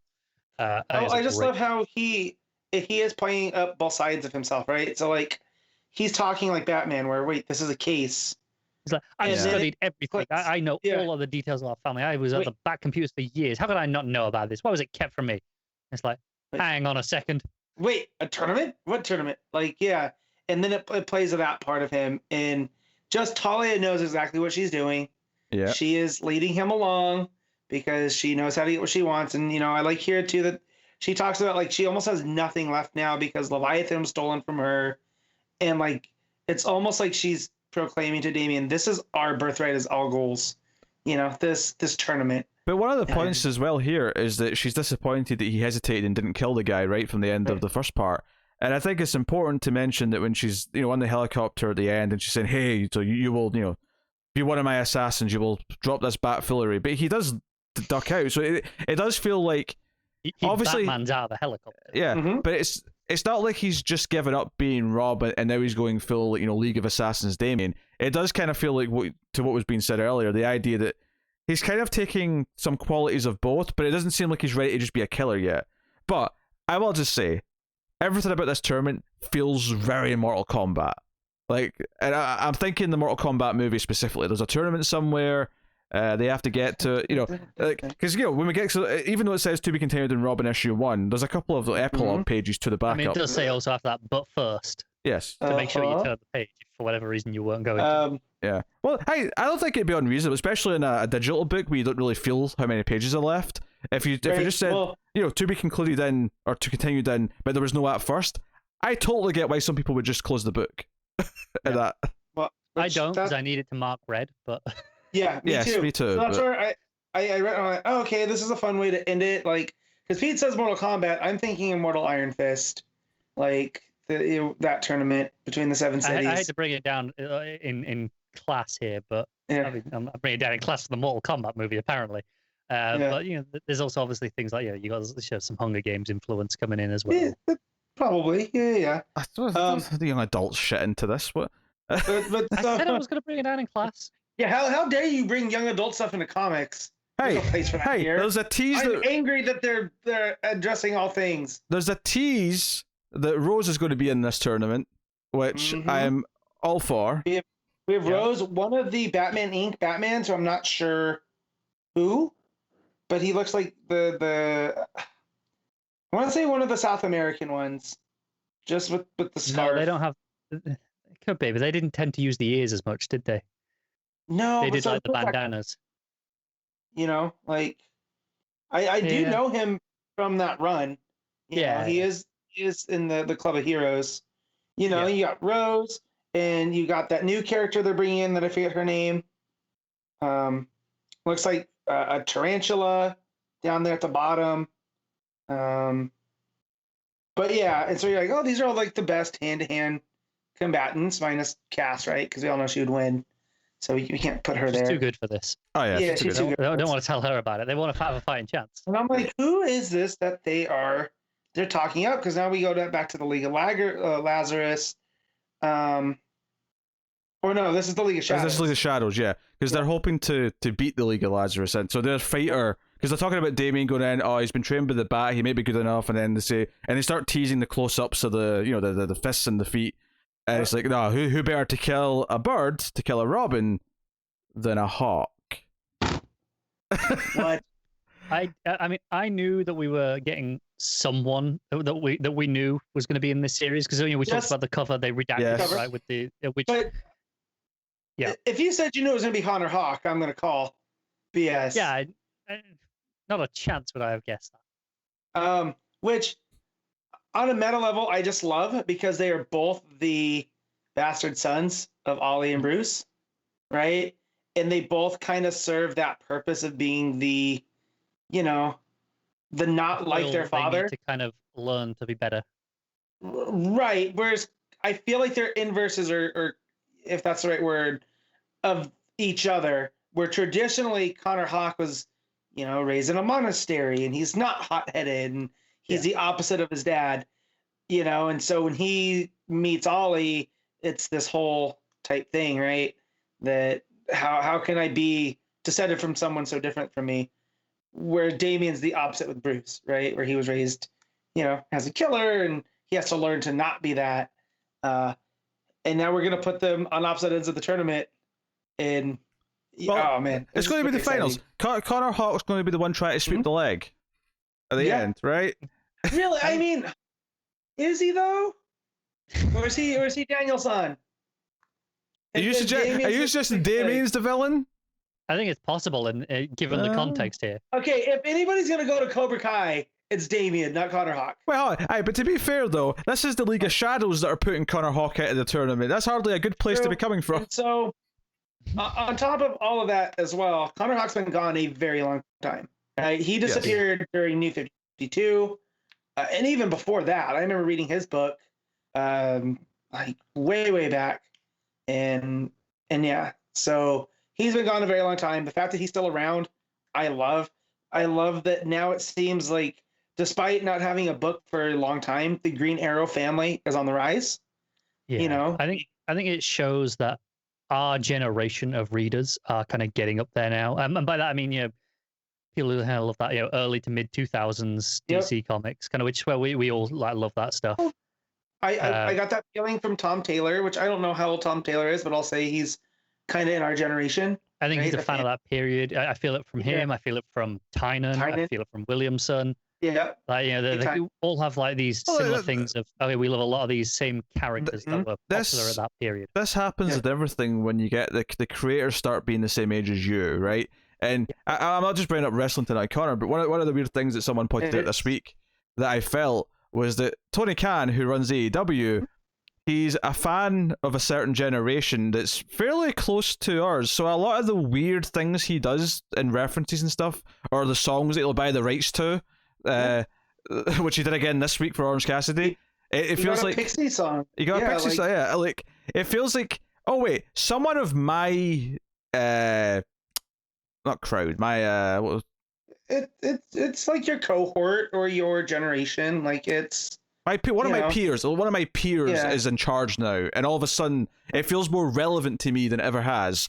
And maybe that's the same thing that's happening here, where a lot of these creators that we're really starting to love now, like Tynan and Taylor, like like, was it a cheap pop to throw Connor Hawk there at the end for someone like me? Absolutely. But the story that they're telling here with How Do You Kill a Robin, but with a Hawk, the story stuff there justifies them, besides going, hey, look, you remember Connor Hawk? He's here now. It's like, no, Williamson has a plan for this, and I'm here for it. Like, I remember being kind of negative on, oh, why are we getting a Robin backup? And then they announced the series, right? And then as soon as they announced that series, I was in. And now I'm doubly even more in. Like, if I had any doubts, this backup. Yeah, I still think this should have just been a first issue. But other than that, right. I do like the content that's here. Yeah. Just like the presentation, the split. And Melkit, I can never say his name all the way. Yeah, that guy. His art, I think it's so, like, I love the solid lines and almost the blockiness. It adds to the action. And it also reminds me of that era that we're talking about, that it seems like Williamson and Tynan and Taylor, that was the art style of the time. You know, almost McGinnis-y, but not quite. It's a little bit more refined than that. Yeah, I see where you're coming from with that. Sure. I think it's exciting for us as fans of that period where, okay, you know, our peers are there, and you know, absolutely does happen in other industries. I think it's notable that for comics we're here now, because we were kind of edging towards it when Snyder took over Batman. It was very clear he was a big fan of the animated series. Yeah. And obviously that was you know, quite a bit earlier in terms of, you know, the timeline as to the comic specific stuff. But it was like, okay, we're starting to get to stuff that we recognize. But I think now we're really entering that period proper, for us at least. Your mileage may vary depending on when you started reading comics. You may have a little bit left to wait. Mm-hmm. Yeah, which probably means we have a good decade or so ahead of us in terms of stuff appealing to us specifically. You would hope so. Yeah. You know, but I mean, just look at also what Tynan did with Detective. We kept talking about how much that felt like.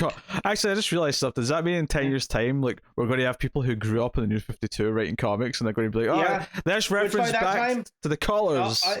I will be firmly out, so we're good. This is the, I think, sure, I think this is Morrison's theory from his Super Gods book, the 22-year cycle, where you've got 11, with a midpoint 11 years of, you go through things being like, oh, you know, poppy and cheery and, you know, funny. And then on the other end of the scale is like the grim, dark side. Mm-hmm. And depending on, like, you know, it is literally all down to the creators and when they grew up and reflecting what they liked. And it literally goes just up and down. You can trace it back for about 70 years, just like that. Well, it's also Tynan's own, you know, that thing that you brought up from his newsletter. You know, it's along the same lines now that this is kind of their postmodern, you know, what they grew up on, and now they're building on that. So, but yeah, no, I'm so here for this. Connor Hawk back in the DCU. Come on now. Yeah, I'll be honest though. I obviously I read Action and Detective on Tuesday when they came out, because I was like, hey, I'm going to read some books, and those were the two most exciting ones. That's weirdly early for you. Yeah. So obviously I always skim before, but yesterday someone asked me, I think it was David on stream. He said, so how about that green bird? And I was like, what the hell are you talking about? I have no idea what you're talking about. I couldn't remember. I didn't remember the ending at all at the backup. Oh man, I couldn't remember it. Probably the most memorable thing this week. I could have told you in a million years how that backup ended until I looked at it again today, and I went, oh yeah, Connor Hawk showed up. He doesn't care as much as me and Matt, clearly. No. I'll be honest. Like, I have nothing against Connor Hawk, but I don't have that much of experience with him, really, compared to other characters.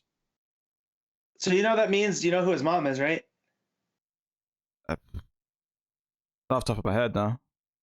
No? I'm sure it won't surprise me when you tell me. I'm sure I'll be, oh yeah, I have I heard just that. wanted you to yell Shadow. Ah, okay. Damn it, Pete. I'm You sorry. let me Look, down. look, I can't have an encyclopedia in my head at all times, alright? Occasionally something Matt has to does. slip. Yeah, well, yeah, but Matt doesn't. Wait a minute. What? Shadow's still Emmy's mom, right? Yes. Yeah. They're either changing some continuity here, which, I mean, given that we've not Why seen not? Connor Hawk in a while, would be easy to do. Oh, what if Shadow shows up in the or not Shadow? What if Emmy shows up in the tournament? What if Emmy shows up Yeah. and we get brother v That wouldn't sister? surprise me. But that's the whole thing, right? If this is Ollie's son, but Emmy's his sister, what does that make? Oh man. Try not to think about it too hard. No. Maybe Yeah, maybe there was some listen, light retconning, just some light retconning, just to make that Yeah, less I weird. mean- Uncle brothering. Uncle brother. Does it matter more to each character who the mother is? Like, could they just, like Connor's saying, they could just take Connor Hawk and make him I think someone it would else's. be much easier with Connor Hawk because Right. it's a lot less relevant. Right. Whereas but, with Emmy, because she was brought up still, around that Right. stuff, I think it matters. You a know, lot it would more. be cool. Although it would be too much of one thing. Like, what if Connor Hawk's mom now is Lady Shiva, and so it's Cass and Connor Hawk are related. I suspect they'll I think that change could be one cool. parent of Connor Hawks if they're going to change anything. Yeah. But they could change the father though. It may not be. But see, I can't for what bringing Well, Connor it's not Hawk, and I can't see them changing Ollie because just the contrast between him and Damien, they're too strong. Like I feel think, like I think him being Oliver's son was probably the most defining thing about yeah, his the start of his character. yeah.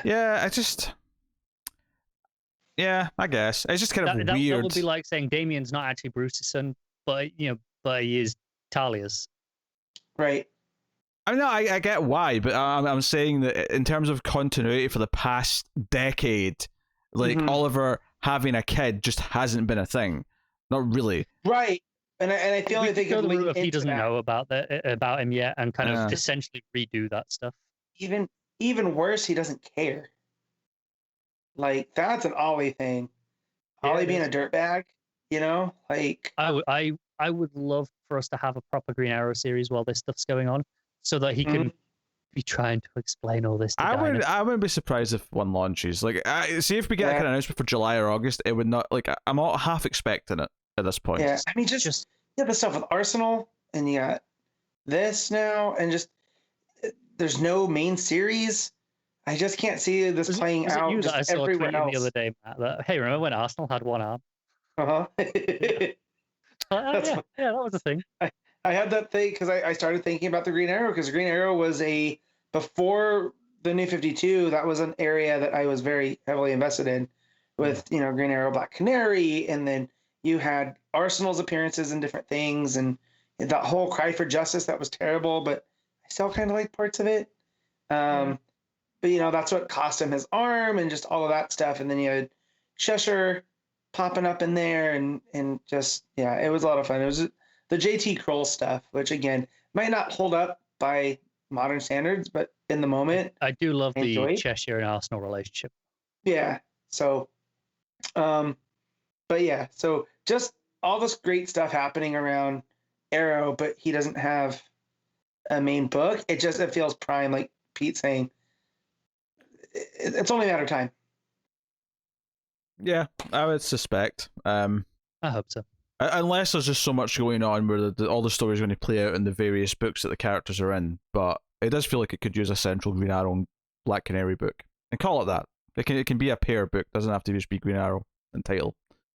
Not that it really fundamentally changed it, and I'd argue that Black Canary was almost equally a co-star of the previous book anyway. But I think she's a big enough character at this point that calling it Black or Green Arrow and Black Canary would be a nice move. Anyway, that's the backup. Matt, what are you rating the backup? I'm giving this an overly generous 8.5. Oh, Connor? I'm giving it an 8, and I am knocking probably half a point off for that opening, just feeling like, oh, I guess we're just starting here now. Yeah, about 8, maybe 7.5. It's weird to me because like I really like what this set up, and I think as a whole I like it. But bizarrely, because it does just because it is the second half of the story, the first half of it just being this conversation with Damien and Talia doesn't really feel like it's that. Because like Talia being disappointed he didn't kill someone. Like, we've done this dance like so much, but once you started talking about the League of Lazarus, started about the tournament and Damien's excitement for the tournament, about the excitement's maybe not the right word. His need to go to the tournament is maybe better. It's like what's the right word? Like he has like a grim fascination with it. Yes. Like, wait, what is this thing? Just like there's like that 2 pages, which is annoyingly it's the 2 pages that start this half, but that 2 pages of like, oh, you're hesitating, you're not killing, and like I say, we've done all that before. Do you think it's particularly grating because it is the start here? If that was just in the middle of it, if you pasted these together as one full issue and that was just in the middle, do you think it would have bothered you as much, or do you think it has more weighting because of the presentation? Yeah, just it definitely. Yeah, no, it definitely bothers me just because it felt like a page turner, not a cliffhanger. Because if it was supposed to be a cliffhanger, then I wanted to see more of the resolution. Like, actually, not that I want to see her like murder the dude, but just turning the page, right? And she has blood on her hands while holding the knife. I don't know. I kind of just wanted a resolution that it wasn't there. If that's a page turn, it lands a little bit better, I think, than as a full-on cliffhanger. So that's all. Yeah. Slight formatting thing, but by splitting up.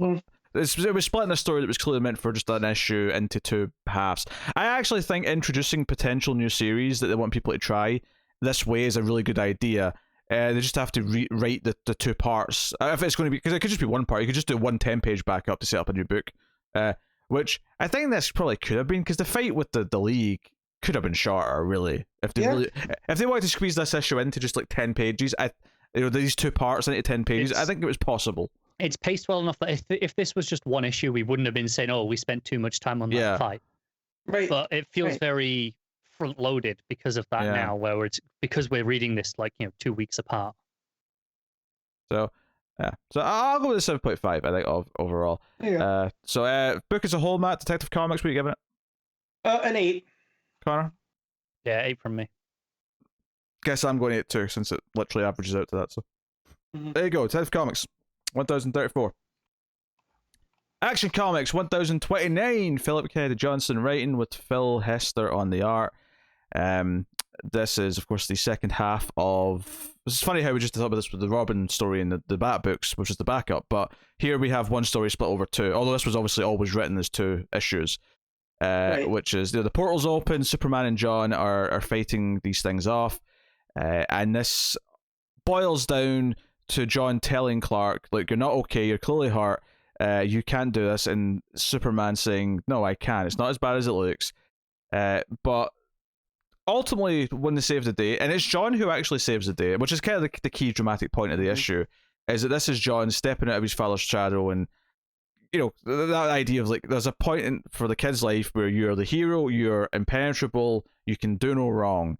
But it's not just that eventually they see you as human, it's that then you realize that your kid steps out in front of you and actually does something that, if not something that you can't do, or advances in a way that you couldn't have, realize that, okay, they're not just like something I'm protecting anymore. They are making their own world, they're doing their own things, and they're maybe going above and beyond. And Clark phrases it at one point, saying, "I'm not sure how much longer I'm going to be not relevant." It was useful, I think was the word he used, but something to that effect. So basic gist of the issue. Overall, obviously some important details. Superman does hear that Amanda Waller's running this and is aware that Star Labs, their space station, did cause this. It is their fault, so that's a plot thread. There's obviously an epilogue cliffhanger, which we'll get to separately because it's kind of on its own. But yeah, and Clark apologizes for basically not accepting there's a chance that he could have died, and tells a story about Pa Kent and the day that this effectively happened with him because he fell off a ladder, which is obviously a much simpler version of we were fighting aliens coming through a portal together. It's kind of also that sentiment when you realize that adults don't know what they're doing. Yes. Like, you know, as a kid, you think they have all the answers, and then the moment that you see how flawed they are because they are humans, right? Yeah. I saw a tweet And today that was like 90% of adulthood is going, oh, for F's sake, every time the phone rings. And I'm like, yeah, mhm, yeah, that's really true. yeah, 100%. Why are you calling me? This could have been a text, right? It's Like, never good. It's like, oh, you yeah, should do more work. It's like, no, go right. away. Right. So I did like that with Pocket because it's not just on the, he's Superman, he could have caught him, right? But it was Pocket being embarrassed that he's being seen as vulnerable to his son Yeah. because, in a meta sense, every parent wants to appear as Superman or Superwoman to their Mhm. kid. And the day that you can't anymore, a little piece of you kind of goes away. And it's all, that whole sentiment played out through these last two issues, with John takes the lead with that singularity gun. Yeah, well, that's And the flip of this here is that yeah. the moment where you feel a little sad that you're not like a Superman to Mhm. your kid anymore Right. is also it oddly lines up more or less usually where your kid will then do something where you realize, oh, they actually don't need me to be the Superman anymore. They are doing Mhm. things on their own. But yeah, the Right. big thing John does in this issue is that Right. they can close the portal with this singularity gun, this big cannon thing they've got from the space station, but it has to be fired from inside the other end of the portal. From the other side. Yeah. Yeah. So so probably the best part of the art in the issue, I think, is John firing this and then sort of speeding back to fly through the portal before the beam hits the portal, so he gets back home. It's a very Superman moment. Yeah. Right? Like we've seen Clark do this how many times? Something similar, and yeah, so John gets to break out of his own golden age here. But yeah, it's very well handled. I again, I love everything that Johnson's doing with the characterizations. Because like this is just, monsters coming from a portal, right? Amanda Waller's trying to test Superman or whatever. But what makes it special is just that sentiment throughout. The whole time of John being terrified that this is the final battle, because this is it. He makes it clear that it's a little bit unclear in the future what the exact cause was. It's just this is the last major sighting of Superman, and there's not even that. I mean, maybe it still is. Maybe he. The irony could have been maybe he didn't die here, but maybe this is where he retired. I think the reality is we know he's going to go and do some of that War stuff, right? Because that's War stuff, where we're going next. But it's also what I like that too is that it tells, well, the future could be wrong, right? How many times does things change in the DCU that something changes in the present that now changes the future, But I do like that Clark never brings that up, though. He listens to John, to his concerns, because he's Superman. I like that he doesn't at first, though, because at first he's just like, no, it's fine. I'm Superman. I got this. And let's go out there and do it. And it's not until after that it's over that he was like, I might have been wrong on that one. That could have been it. Right. Yeah.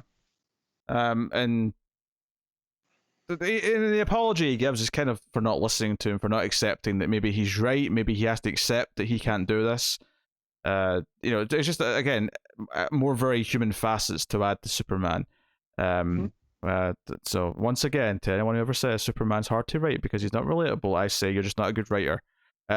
So yeah, the big cliffhanger though is that they are being watched. They're being watched, and there's a discussion about, there's the sun, he's getting powerful. But then there's another, ominous voice saying, but no, he's not the real threat. We're here for Superman. And I mean, it's not a huge leap to see where this little reveal's going. That this is the War World stuff coming into it. But I don't know the name of this character, if it's like a character who's like commonly showing up, but it's like a little baby in like a tank as the head. I've never seen it before. I think it might be a new thing. I saw Talking Superman say it felt like Phil Hester was really channeling Mike Mignola, and I have to say, definitely feels that. I could see it. So no, I'm excited to see where the story. I am curious. So this is the War World stuff continuing in action or Superman? I can't remember which one it's in. It's definitely in one of them. Yeah. I'm just curious. Good job, No, Connor. yeah. What I meant by that is it's only in one of them. It's because they are splitting into their own paths Yes. after this two-part story here. Yes, which is why I was asking the question: which one is it going to be? I'll find. But yes, so it's a fine cliffhanger. I'm excited to see kind of what is an arc from Johnson going to look like now, because we've had the great two-parter that we were showering with 9.5s and 10s during Future State. We've had the future stuff with the House of L, which was very different. Obviously, Taste Fairy done that, but it was again very kind of like just a snapshot of one thing. And then here it was a two-parter. But again, even though this is a bit more relevant to what the run's going to be, it was still very kind of contained in its messaging. You want to see what it's like in an ongoing. Yeah, I want to see what an ongoing arc is now from Johnson. I'm excited to see that. World Rising will be in action. Okay, so thank you, Connor. Curious to see sort of how that plot develops and how much it gets into some of the Future State stuff, and how if it changes it, if any, and what it does with it. Which makes me wonder, does that mean that is John going to be more of an Action Comics character because that's dealing with that stuff? Or is he actually being Superman because the World stuff then is going to shift away from him and going to be all about... That's my assumption is I would not be surprised if within a couple of arcs John is Superman of Earth like we saw in Future State, and he's doing that in the Superman book, and Action Comics will be following Clark doing the War World stuff. That would be my assumption. That'd be a good reason to have him writing both books, is if he's doing a story where Clark is separated from everyone else and he has to do both the sort of the inspiration of Superman and how he's replaced by John while he's gone, but also the fight that Clark has to get back to Earth and to people. It's two very different stories. Ultimately, it's weird that the John Kent stuff will be almost the traditional Superman stuff. Just here's Superman in Metropolis, right? Even though it'll have a little spin on it being John, but then that's your normal Superman story. Then your action stuff will be this War World stuff with Clark, and I mean, who knows how far down that line we'll get, but that will probably be very different. I mean, I assume so anyway. Yeah. Assuming this is what actually happens and we're not just jumping to conclusions based on the Future State stuff, which is entirely possible. Yeah, so that was good. I think it's probably really about equal to the first half. I mean, I liked it a little bit more this half just because it was a little bit less focused on the part I wasn't as in love with. But what were you not in love with? Just this is meant to be your final death and whatever, and it's like we know it's okay. I wasn't here last time, so I didn't know what you. All right, well, it was basically just not that there's any reason to say that they can't do this stuff. It's just that I feel like we've been messing around with continuity and we've literally just looked into a future. So to immediately say, "Oh, from the future, I know this is your ending," it just felt like it was just bad timing. I think I like the twist of it because it plays for me because it is the ending of Clark as Superman, which is the point. I don't know how clear it made this in the last issue, but it definitely makes it clear here that the records never say he died in this battle, just that not long after he wasn't Superman anymore. Well, it doesn't matter it doesn't matter what it is. It doesn't matter if he died or he stops being Superman. The point is more just that we're using the future to do things. Like we've just been doing that, and I know, but I think that's kind of what I'm getting at. Is this is a continuation of that because this is leading into the Future State stuff in the same way that Batman and Detective are dealing with all the Magistrate and Nakano stuff. It feels very much like, no, this is still part of that Future State timeline, and it doesn't feel like, oh, we're introducing something else here to me. No, but again, you're kind of veering into a tangent to what my real complaint was, which is this is all irrelevant because this is about the first part of the story. But the point was that again we're doing stuff where John has this information from the vast future, right, way into year 3000 plus, and obviously everything in the future it can always change because we're never going to just get there because it's comics and it never can be, and you just kind of have to accept that. But we're just doing Future State with all these different things, so it's not so like the stuff in Detective, the stuff of them like, oh, we're doing the canon stuff and we're doing stuff with the Magistrate setting up, none of that bothers me. That's just continuing threads that were set up. It was just returning to the mechanic of, oh, I know things from the future, but like again, it's just Fair a enough. timing thing. It was just No, I'm with you now. played that hand too many times recently. I do actually think this issue is slightly better because I think it lands the emotion a touch more. Even though I think the first issue was very good still. This has the point at the end of it, right? This has Yeah. the actual impact of sure. what it's going for with the message. I will say I'm not so sure these 2 issues had to be 2 issues because a lot of the action fighting aliens, it looks fine, but I don't know if there's much of a difference in the flow of it, fight to fight, between the 2 issues where I felt like we need to have all of them. I do. So normally I would agree, right? But I do feel like that the fact he's doing action and Superman, this is a nice lead in to picking up both. You know, I'm actually going to defend it in a very specific structural reason for this story as to why I like it. Structure, the flow. I get where you come from. They're not that different. I think the key difference is in the first issue, it's Clark doing, taking the lead and going all in, and in this issue, it's John's issue. He's the one that's, making all the big plays. He's the one leading the action, and I think that's actually very, very relevant to the story in showing that contrast and how it changes. Conceptually, I think that's a fine idea, but I think the art should be more different. I think the fights all feel kind of samey to me. And I wasn't like those 2-page spreads where they're fighting and they've got the. This is after the conversation, admittedly, which is where I think the issue gets interesting, because I think the first few pages it feels like it's just kind of recapping almost what the first issue was about. But once we get to the fights and we have the it's a lot of angled lines and it's Superman like punching and John punching these green aliens. I don't know, like ultimately. There's not really much of a sequential story told in the fights. It's just kind of lots of random moments of the fights happening, of punching or being hit by laser blasts or them firing back. I would probably give you that in the first page of this major fight. But I think that second page where it shifts and John's jumping in the way and saving Clark, I think that is massive sequential storytelling in the art here, especially in the context of what this issue is about. That one beat us. John jumping in and saving us, but the page before that with it's just it kind of feels like a lot of. I guess I'm saying I don't think the layout feels like like when I'm reading a really good fight in a comic, right? And I'm flowing. What's a recent example? Like the Suicide Squad Future State books, for example, right? That story. Not Suicide Squad. Outsiders, that's the one. Yeah. The Outsiders one. The Outsiders with Katana and all that, right? Sure. Right? When I'm reading a really good fight scene, right, in a comic, like it'll lead my eye and I'll feel like I'm getting all the beats of the motion and the action, and I'll understand beat to beat the progression of the fight, and it feels exciting because I'm going through the fight. It feels like, for every use of the word, but it feels like a really good storyboarded kind of sequence that flows.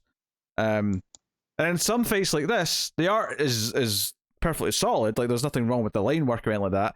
I just don't necessarily think that the actual punching back and forth of these green monsters, it has much going for it to progress throughout the page, until eventually, it ultimately it's just he gets blasted in the next page, and then John has to come in. I kind of get where you're coming from, because I've definitely felt that with stories in the past. I don't think I agree with it here, or at least I don't feel that. I mean, I can't say I don't agree that you feel it. Yeah, because the page after John comes in and takes the blast for Superman, the page after that, where John seems to be punching one of the green things, and then he's flying away from her mouth in the middle.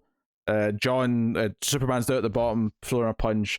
There's nothing about that page that has any sort of sequencing to me, but it also doesn't necessarily highlight one moment as a special moment, as like a full page spread. It just feels like a mess. No, I otherwise use the word mess. That's a bit harsh, but it feels like like a barrage of action. I think this is where I don't feel it, because I can see these exact panels of this layout, like that page you're talking about. I can see that split up into traditional panels where it's okay, this is in a box, and having this sense of separation that I think you're kind of talking about here, that gives it that sequential feeling. For me, like on that page there, the creature that he's like flying away from in the, I'm going to say the second panel, the top line of that, its body functions as a panel cut off. So you have John at the top punching, that's one panel, and then the panel below is that there, and its body at the bottom actually separates into Clark. I can see the three panels very distinctly. And actually, I really appreciate how it uses the art in this separation for me, and it leads my eyes for me quite naturally, without just sticking them in boxes. So for me, I actually prefer this over a lot of kind of what you're describing. I'm not really just talking about separation, though. I'm not saying it has to be in boxes. No, but I can feel I see the hit there, and then it moves down, and then there's the next beat. I feel that here with this flow personally. Yeah, I just don't. I don't feel any sequencing here to this page. I just feel there's three individual things, and I can see them, but I'm not getting much of a feeling out of them. So yeah, I don't even know what the start of this whole debate was. But the point being is just on the sequential art. Yeah, I feel like a lot of the fighting felt very similar to me in this sense. So I could have just done with much less of it, so it could just be more to the point. I feel like a lot of it was, punching sake for punch. Like, I think the key beat in this whole fight is that Superman takes a hit at one point, John comes in and takes the hit for him, and then he takes over, right? That's the key beat they have to tell. But there's definitely a lot of it that I think could be trimmed down, and potentially get both issues into one. I get where you come from. I think I like the pacing. In this fight, the start of it, you see John watching Clark struggle and understanding that he needs to do something. That's when he jumps in, and you get the next page, and then he takes over for the third page. I really like the flow of it personally. I think the fighting is the worst part of the two issues, I guess is what I'm saying, and because it takes up so much of the two issues, that's why I wasn't. Like, I think they're solid enough, but it's why I wasn't just praising. Like, when we did the first, issue of Superman a couple of weeks ago, I wasn't ready, because I was expecting to come in here and be like, oh, it's at least a 9. It's this glorious thing based on the previous issues that he did. Johnson, that is. And I came into kind of like, it's good, but let's not, I'm not feeling wowed by it yet. And I'm still confident that I will as it gets going. But, yeah, it is what it is. Controversial opinion, I like it all. So, I find very little to complain about with this issue until the backup. So, but I didn't. We'll get there. I didn't read the backup either. Neither did I. So we're good. So I can't give it for the full issue, but yeah. Well, I guess we're just rating the book now then, because we're just waiting for the main story. All right, Matt, what are you giving Action Comics? I'm going to give this an 8.5. Connor? I'm going to give it a 9. I loved it. 9. I am going to stick with what I gave the first one. Although I do think this one's a little bit better, because I think the moment of John actually using the beam and flying back was all really good. But I'm going to stick with 7.5 on this. Yeah. But like I say, I just the fighting just didn't have much of a flow for me, so I wasn't really. And because that's so much of the book and both chapters. So just before we move on, Matt, were you just pulling that face then because you're watching the hockey? I have to shut it off. So because I saw the score pop up and then I looked up and you were pulling a face, and I was like, oh god. Oh, Matt team losing? What was happening? Yeah. And I just missed a fight, so because I shut it off because I got mad. It was fine. Colasar. I guess there was a bad hit the other game. Don't ask for more information. Yeah. We're moving on, okay? He's Reis Jr. When Reis can't play no more, Colasar is gonna drop gloves for guys. Hey, but Pete, the new Mighty Ducks show dropped yesterday. I saw it dropped. I haven't watched any of it. Yeah, I'm gonna wait. Just because I don't feel like I need it weekly.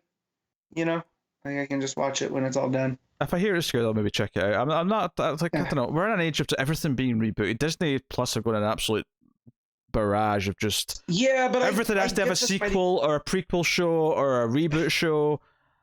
But I'll defend the Ducks one, and not just because it's hockey, but just because of the story that it's telling. With the Ducks started as these scrappy underdogs no one wanted, and then they become the franchise that is now cutting kids that people. That would be great if Cobra Kai hasn't been doing that for the last 4 years. Yeah, Cobra Kai already did that. Sure, I haven't watched Cobra Kai, so never mind. But it's the exact same story, right?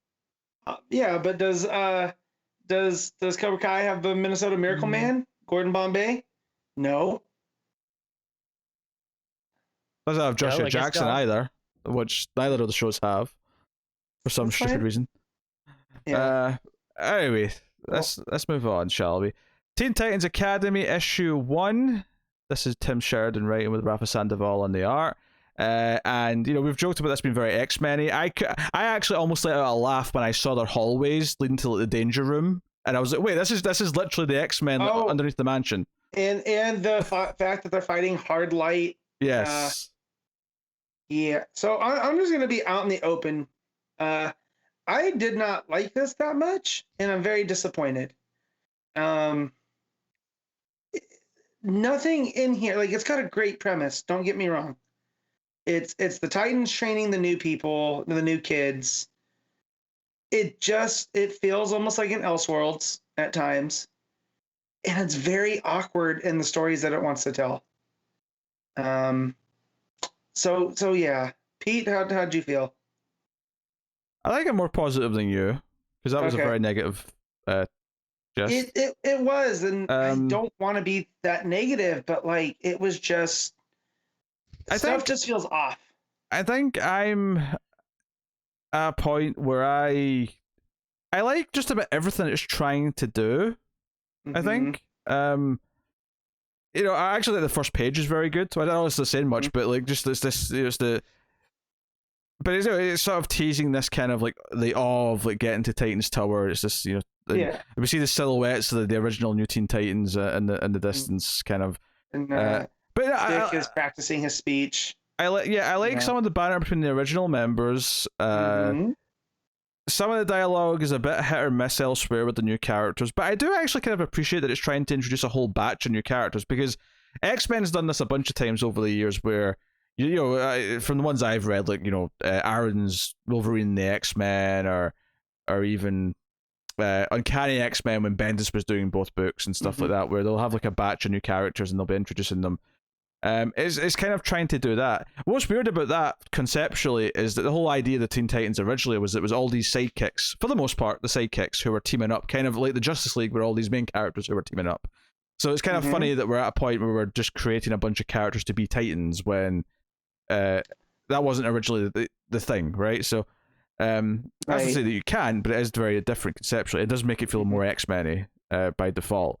But I like them trying to be teachers. I did think some of the humor was a bit forced. Like the idea that correcting, like Starfire corrects herself, said, sorry, it's Mr. Nightwing. I'm like, would they really make the kids call him Mr. Nightwing? No. It's a bit silly to me. And then there's the Harry Potter line, which I appreciated. It did not land the way I think Sheridan wanted it to. I agree with that. It sounds like someone is complaining that he can't talk about Harry Potter, and I don't think that's the point he's trying to make. No. So like I do appreciate it again, because I feel very similar to how the students feel about that. But it didn't land. The sad part is as part of this exchange, so Nightwing's talking to his small class, and he says he sort of says something about he says something about the defense of the dark arts. We don't hear the start of it. We just hear the end of the sentence, and then he says, "Oh, I guess you're too young for that reference." And they respond, "No, we get the reference. It's just it's problematic to talk about now." So the joke being is Nightwing thinks he's having "I'm too old for these kids" moment. Which, to be honest, the fact that there's a character saying that, oh wait, I guess you're too young for that when he's talking about Harry Potter made me feel old. So that's a thing. But it also feels disingenuous, I think, a little bit too. Whereas I wish they had really I just feel the way that the joke went should have been like, oh yeah, we find it problematic, but we're aware of it, versus them going like, oh yeah, we're not going to talk about it, period. Like, you're right, where it was like, oh yeah, it was almost like Sheridan being like, oh, I can't make a Harry Potter joke. And I was just like, that's not where the humor comes from. The humor comes from I'm too old for this reference, where really he shouldn't be. I mean, because how much older do you think Dick is than these kids at this point? That's hard to say at this point. Gotta be at least mid-20s at this point, right? Yeah. Yeah, early 30s at the oldest. Depends where Bruce is these days. But anyway, I actually think that the joke, like, I think there's something in the joke that kind of works. I just don't think the way it's written clicks, because there's something I kind of like about the joke here, which is he thinks he's made a reference that these young kids won't get because of their age, but the joke is actually no, it's just that kids are really woke now, and that's actually there's nothing wrong with that joke. There's just something about it that comes off a little bit weird, and I don't. Part of it is I hate this whole, because I don't know how old Tim Sheridan is, but this whole fake social media narrative, and the millennials are supposed to be feuding with the generation under them, whatever it's called, and it's like, well, I know plenty of people in that, and I don't feel, and I feel like that's what this was going for, right? And I don't know. Again, it felt disingenuous to me, and it could have been funny. There is a way to do it. This is just not it. I don't think that is what it's going for. I think, to me, I mean, pointing out differences in the generation is not necessarily trying to tie into what a weird social media thing where the generations are apparently feuding or whatever. No, but I feel like them going, it's problematic, and it's Nightwing going like, oh, or there's commentary on like, oh, like you said, these kids are so woke. You know what I mean? Like, again, there's a way to do it. This just wasn't it. And I feel but what you just said there, though, implied that you can never point out these generational differences without it feeling like to you that they're tying it into. You whatever. Can just, there's a skill to it, because I see it too often where like you're supposed to buy in that the generation below us are a bunch of morons, but look at Connor. Connor's technically the generation before us, and we don't hate him simply because he's younger. He's still a millennial. I'm still a millennial. So okay. And this is where stuff goes, because I've heard within 10 years below, that's where that starts. That next generation that people are having issues with. No, there are exact splits. No. Oh, Jesus Christ. Well, then, whatever it is, again, I think my it's up to ultimate like point... 96 or 97, you're a millennial. Really? That's a pretty wide... Yeah, I think the cutoff of because they're defined retroactively, right? Right. So the cutoff for millennial is if you obviously there's the starting point, which is wherever. Mm-hmm. The end point is if you were old enough to have memories of 9/11 at the time, you're a millennial. If not, you're the next one. Zoomer. Jeez. So Zoomer is the one after that. Yeah, I think it's Zoomer. Well, so whatever one it is, right? Like, look, my sentiment with this, how this joke doesn't land, is my main issue with this book is like, there's stuff that's almost there. It's just not executed in a way that that one almost works for me. It's just a little bit off. There's actually a line later on that it felt more forced to me. And again, I like the sentiment that I think he was trying to go for. It's when the two kids are sitting at lunch, and so one of the characters, which I actually thought was quite funny, there's a character who's effectively a doll, but is alive, and I'm sure that's something the book will explain more as it goes on. Right. But there's a joke where basically this other kid's asking, okay, so what are you exactly? Are you some kind of animated androgynous ragdoll? And they respond with, I prefer non-binary effigy, which I thought that was funny. See, if he stopped there, I actually thought that was kind of funny. Yeah. But then he says, though I prefer genderqueer quilted American. Oh, just kidding, I'm not American. It went a little bit too far, and I went, okay, I don't think that was that funny anymore. But and again, I think it's well intentioned. I don't think there's anything right. I feel like it's coming off as like someone who's old, like almost trying to make fun of how people talk now. But I don't think that's the intention. I think the intention is to try and have it be more inclusive and have it reference like current day things. It's just that it's coming off weird. I don't know. Right. I'm looking up to see how old Tim Sheridan is. See if he's in our age bracket. I couldn't find an age. I mean, you can get pictures and guess, but I mean, I'm not very good at that. Yeah, no. But he's not like massively older than. No, because I do feel like that. I said this at the beginning. Felt like an Elseworlds book where it almost feels like this is a continuation of the Cartoon Network Teen Titans show. I get that vibe. That would make sense, especially with Red X. Right. You have the Red X. You have the main, the new Teen Titans era main lineup, right?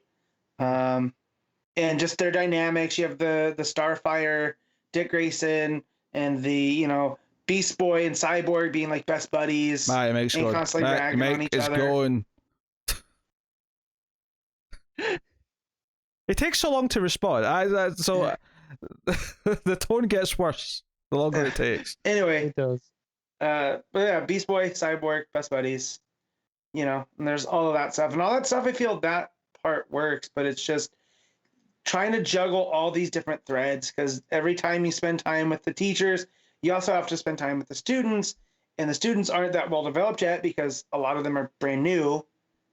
So you get a lot of awkward moments that for me just didn't work, and there's almost too much going on at points. I'll give it some credit. I never felt there was too much. I felt I felt like it did a decent job balancing the fact that it's got the new Teen Titans teachers. It's got kind of the present day Teen Titans, who I mostly don't know, to be honest, out in the field. It's got these kids, these students. It did a decent enough job where I never felt overwhelmed by that, and it had a through line.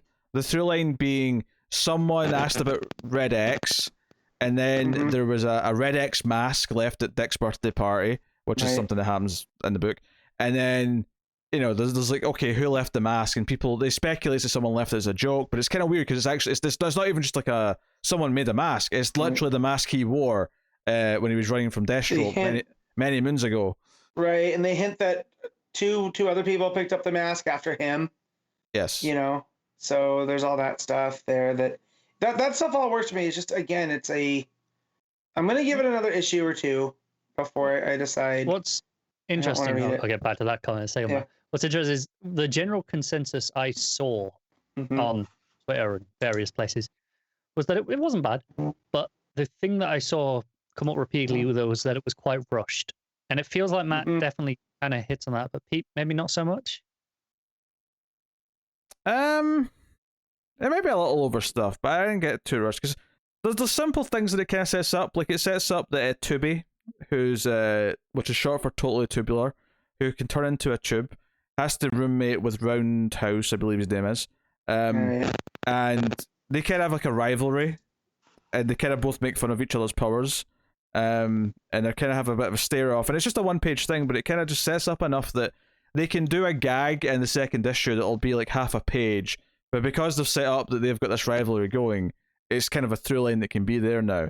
I didn't hate it though, because I saw a lot of lukewarm opinions before I read this, because I read this today, and maybe it's just lowered expectations, but I kind of came out of it going, you know what, I'm not in love with it by any means. Like, I do think it's not reaching like sort of like great peaks or anything, but it didn't feel like a chore to read to me. Some of the new characters seem like they could be entertaining in time.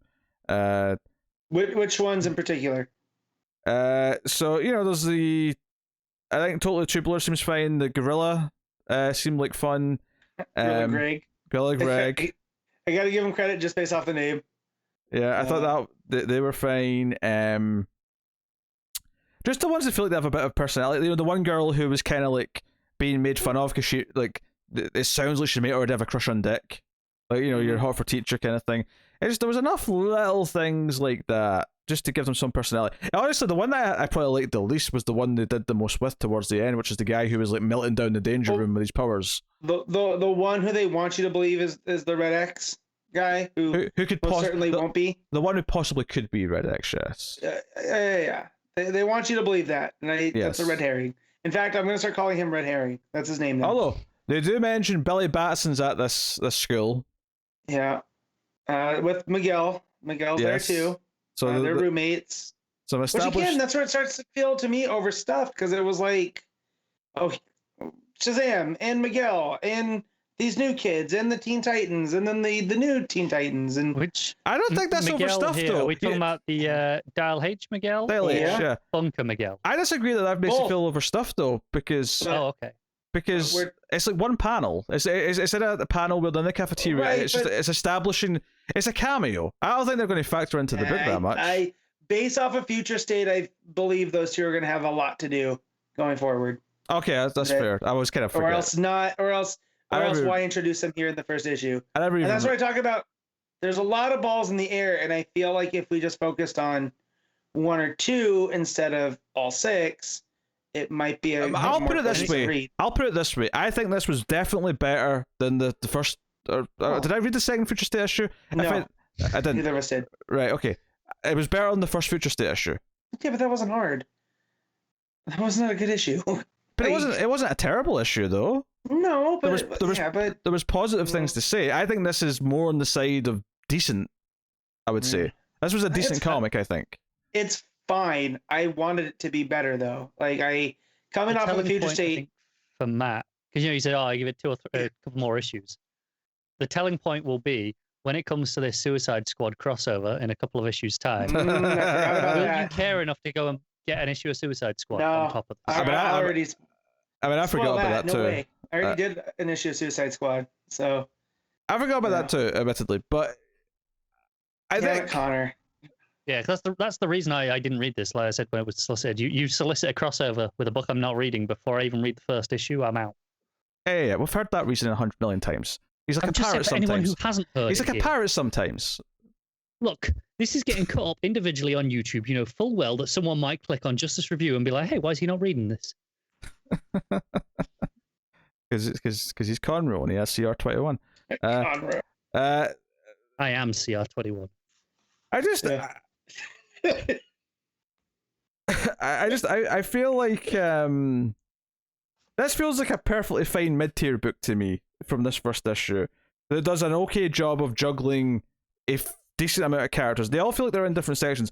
My hope would be, and what I think should happen, is that going forward, each issue would maybe hone in just one or two groups rather than try to like dance around. But even here, like the current working Teen Titans who are in the field barely get a couple of pages. They feel like they're just sort of mentioned to establish, okay, there is like a functioning team that are out there fighting things. It feels like the new kids and the Dick's team are the ones that are going to get all the real development. They're the ones that are going to get the real time. I really hope that's the case, because that's really what I was looking forward to, is the what's his name? Roy Harper's School for Kids with Powers. Yeah.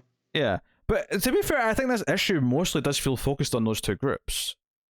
I feel like he's got a lot of balls in the air, and I feel like there's stuff that he wants to do. If it gets that far, we'll see.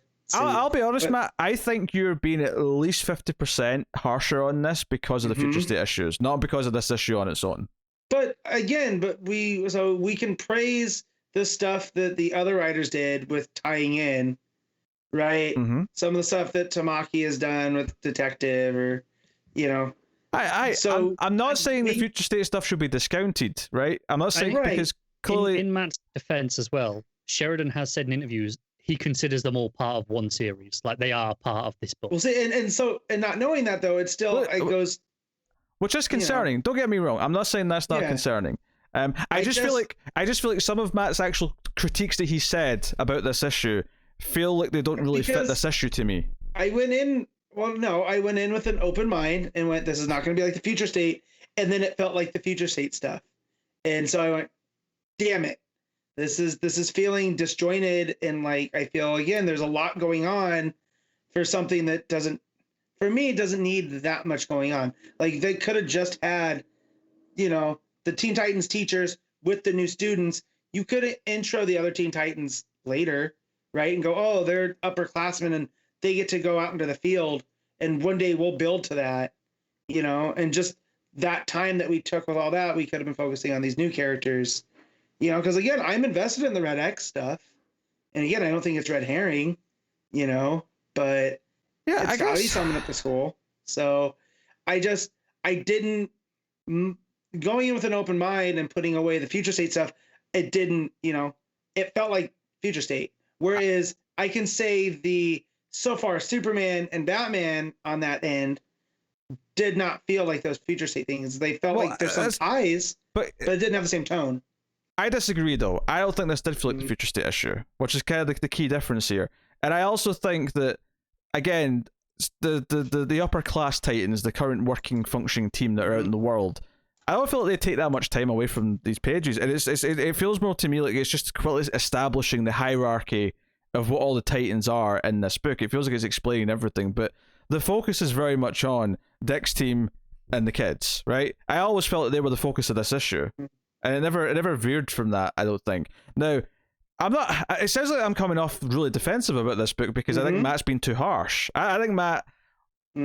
I sorry. I didn't. I don't want to say wants to dislike it, but it feels like. I think what's really for like from an outside perspective here is you say, oh, Matt's coming too harsh. Matt lines up with what I've seen as the more general consensus. I think you said as well, your expectations were lowered based on what you read beforehand. And so I think to if be anything, fair, Pete likes it more than most. Yeah, to be fair, I didn't know that's what the general was. I mean, I put out what my thoughts were when I read it yesterday, and and that's just how I felt. So that was all news to me that this seems to be the consensus, because I tend not to line up with consensus because I have very odd tastes, so that's again a shock to me. But if I'm not the only one, then I feel vindicated a bit. Yeah, I don't know. I don't get the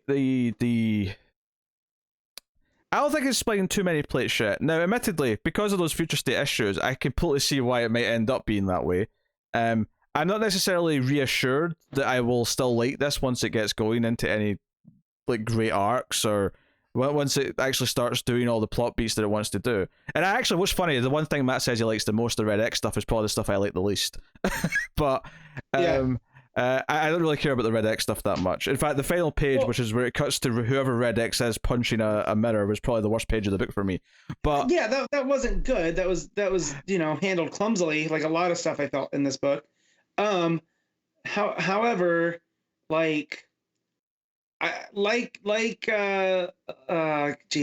Dibny. I love a good mystery. I kept wanting to say Elastic Man. That wasn't his name. He was Elongated Man. And I couldn't get it out, but no, I like a good mystery, and I want to know. Also, not to take anything else away, this book needs way more Starfire. That's just me, though. Like, she's the principal, head mistress. To be fair, look, you could probably say that about every book DC publishes. I don't know. They're leaning into the Dick and Starfire are flirting at the end, something fierce, and it feels out of place right now. It feels so wrong considering what we just read in Nightwing. It does. So that is the only part that I'll agree it felt Elseworld, because nothing else about this felt Elseworld to me. That was one of the things Matt said. Well, when I say Elseworlds, like this feels like to me the continuation of the Cartoon Network series. You know what I mean? Not like this is taking place, and then when you throw in the current Titans, don't mind the garbage men. Yeah, I was gonna say, what the hell is this noise in the background? It's because I have a window open because it got hot in here. Wait, I don't think we've ever heard this before, but all of a sudden, this garbage day. No, garbage is late. Garbage comes every day since I've been at this house. Just usually earlier, not when we're recording. Right, okay. These jerks were late today. Anyway, I forgot what mine didn't show up yesterday. Mine usually come every Friday. They didn't show up, and jerks. Not happy. Yeah. Anyways, I think we should rate this. Matt's ready. Matt's done. Matt's done. Oh, rate it then, Matt. You go first. All right, cool. I'm gonna give it a 5. It's right down the middle. I don't think it's a great comic. I think there's potential here. I think some dialogue doesn't land. I think Sheridan's trying too hard to be relevant in places or be witty in a way that maybe it's just not coming off correctly. But I actually disagree that there's too many things happening. It didn't feel like it was struggling to actually. Everything felt fairly well defined in terms of things. It gave me enough of the start in the characters that it can build upon later. Now, do I actually trust it to do that? Not really. I kind of just feel like this is a fine issue for what could as a mid-tier book. I'd love it if it felt better than that, but that's what it is. Art is mostly fine. Sandoval, I think you know what to expect from Sandoval, typically. There was one part I wanted to bring up. That's what I was gonna say real quick though. Is there's the scene where Corey's or Starfire's giving the opening speech, and she leans over to say something. Just the way that the art is, it's just a weird framing of her. It's on one of those opening pages that it was, Sandoval, I guess you could say is kind of a acquired taste. This wasn't very indicative of Sandoval's art. So yeah, that was the one foible. Other than that, the art's pretty solid. I didn't even mention that because the story got me all railed up. Yeah. So it's funny. I came off sounding super positive on this, and I don't think I'm actually that positive. I think it is a decent to. It's Pete syndrome. He just wants me to be wrong, and he has to let me know how wrong he thinks I am. He does it with me all the time. Yeah, I know. Connor's more wrong than you, Matt. Don't worry. Duh. Goes without saying. I don't know. Like I read Matt's tweet yesterday, and then I read the book today, and I'm like, why does he feel so strongly about this? I don't feel this strongly. Now, admittedly, I don't feel strongly another way either, which I would like to, but I don't feel that strongly about it. Sounds like you do. Sounds like this is your book of the week. No, it's like a 6.5. At least we can agree that we didn't read Red Hood past a certain point. Oh, of course, yeah, of course. So, I love how all this arguing and the difference is only a 5 to a 6.5. Yeah. Well, again, because I think rating things is kind of dumb. So therefore, on my 5-point scale, that basically. I wasn't trying to argue this was a great. Below a 5. I wasn't trying to argue this was a great book. I was just arguing against just how negative Matt was sounding. Again, Matt's wrong, and I'm going to explain to everybody why I think he's so wrong. Yeah, I'm trying to do the book justice to people who want a different opinion. That's all. That's all it is. Now, Connor, I like telling he's wrong as much as I possibly can. You told me I was All wrong right, cool. for just explaining why I didn't read this book. Okay, cool. Next book. Knights just scored, so yay. Yeah, they're down again, though. Already? 2-1. Good lord. What a crying shame. Right. Batman Superman issue 16, Gene Luen Yang writing with Ivan Reis on the art. This is the start of the new run, of course. Kind of ballsy, not either renumbering this or doing something, because it does feel very fresh and different. It's a very different book, which Carr didn't even try because he's the worst. But look, this is just a case of taste where I've learned I don't like Yang's writing, and that's fine. It's not for me. However, it's a completely different thing. He's taking chances with formatting, and I think you might have liked this one. Yeah, so to explain what the format of this is, so this is all 2-page layouts except the very final page, and maybe the first page that explains it, actually. But it's essentially 2 film strips, right? So all the art is in panels of film strips, and the top panel is a Superman story. The bottom panel, or the bottom row, I should say, is a Batman story, and so it's all 2-page layouts with these going side by side. And at the start of the book tells you can read just the Superman story first, go back and read the Batman one. You can do it the other way around, or you can do what I did, because the thought of having to go back to the start and read the other one again is stupid to me. So I read them simultaneously. Yeah, as did I. That's been my question to everyone who's read it, and thus far, that's how everyone I know has read it. So it's which, good. To be fair, there is a moment towards the end where they finally kind of converge a little bit. So I think it works if you read it sequentially, because it has this moment of. So I want to know if like this idea. I do like this idea what you're describing, and I respect the trying something different. Right. So and that's been Yang. Even like in Terrifics, he had that choose your own. So it's like he has fun doing this. But I also want to know if you did read this, the either Superman or Batman first and then go back. I want to know how it read any different after you listen to us go on about it. Yeah. So and I can imagine how it would read, because there's so many versions of this that would just give you the one first in a normal comic format, give you the cliffhanger of the thing that happens and the reaction, and go, wait, why did he call her that, and then go back to the other one. I could totally see how it would work. But anyway, they're both alternate universes. This is not main continuity DC by any means.